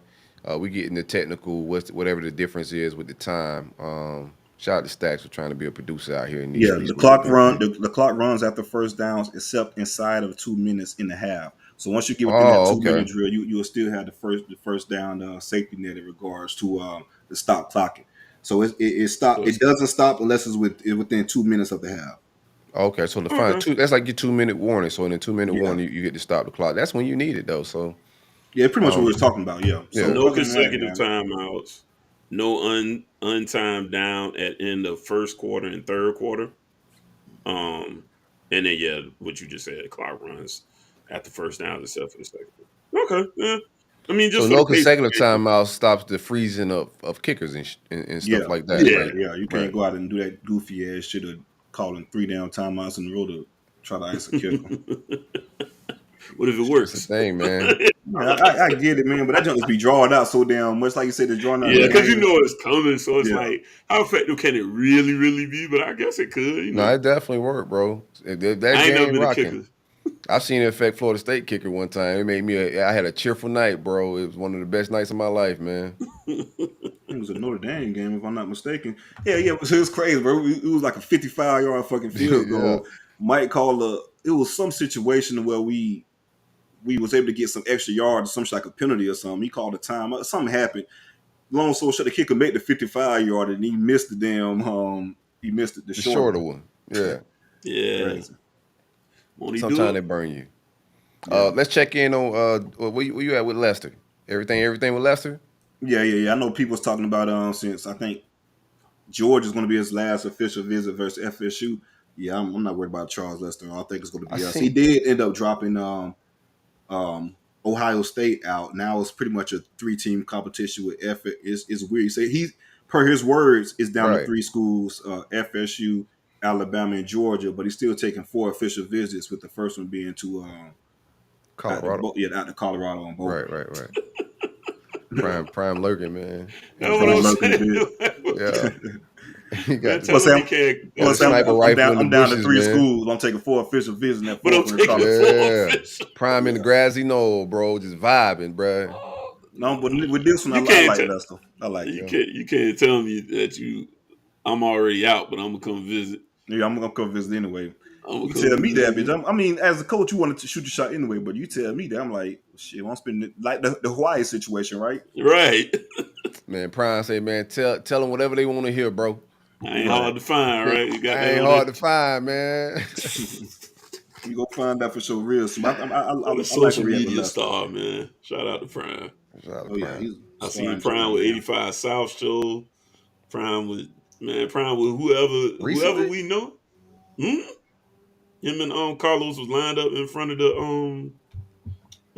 like a statue of looked like a cowboy or something. At the school. Okay. I like that. I ain't mad at him. Whoever him bringing the culture out. That's one thing. Right. He do reach back down and bring the culture around wherever he at, man. I appreciate that type of stuff, man. So that's dope. I thought he was at 85 South. Go ahead, my bad. No, you good. I thought he was at the 85 South studio. Oh, no. That would have been nuts. Yeah, he definitely doing that. No, I say, has he? He might have undid it already. You got to walk out like Ross did on this shit. Right. Ross got missing, boy. That's still legendary. That's legendary, bro. Yeah, I leave parties like that all the time, man. But it was a podcast, brother. Yeah. You was my guest. How you just Ross just got up and dipped.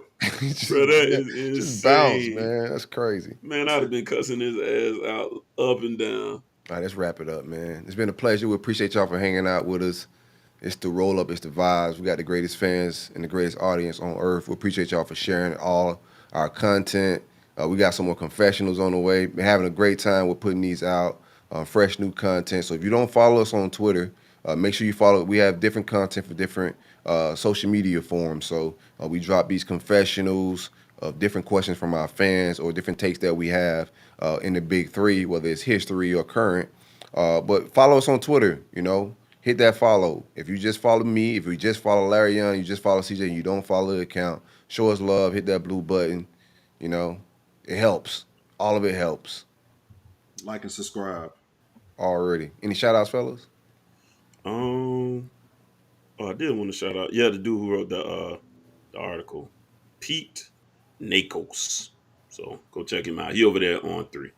If you want to read that article I was looking up. So I would look up Pete Nakos and I don't know, NIL or something. But the article only came out like 5 days ago. Just thought it was a good read. So you got to give the creators and the writers the credit, man. So I don't steal nobody's songs directly, without making sure I give you some credit. So, already. For sure. Check my man out. That's all I got, man. All right. Take us out of here, Silk. Bet. I thought he was really confused. Why it's taking so long to end? That's how I do.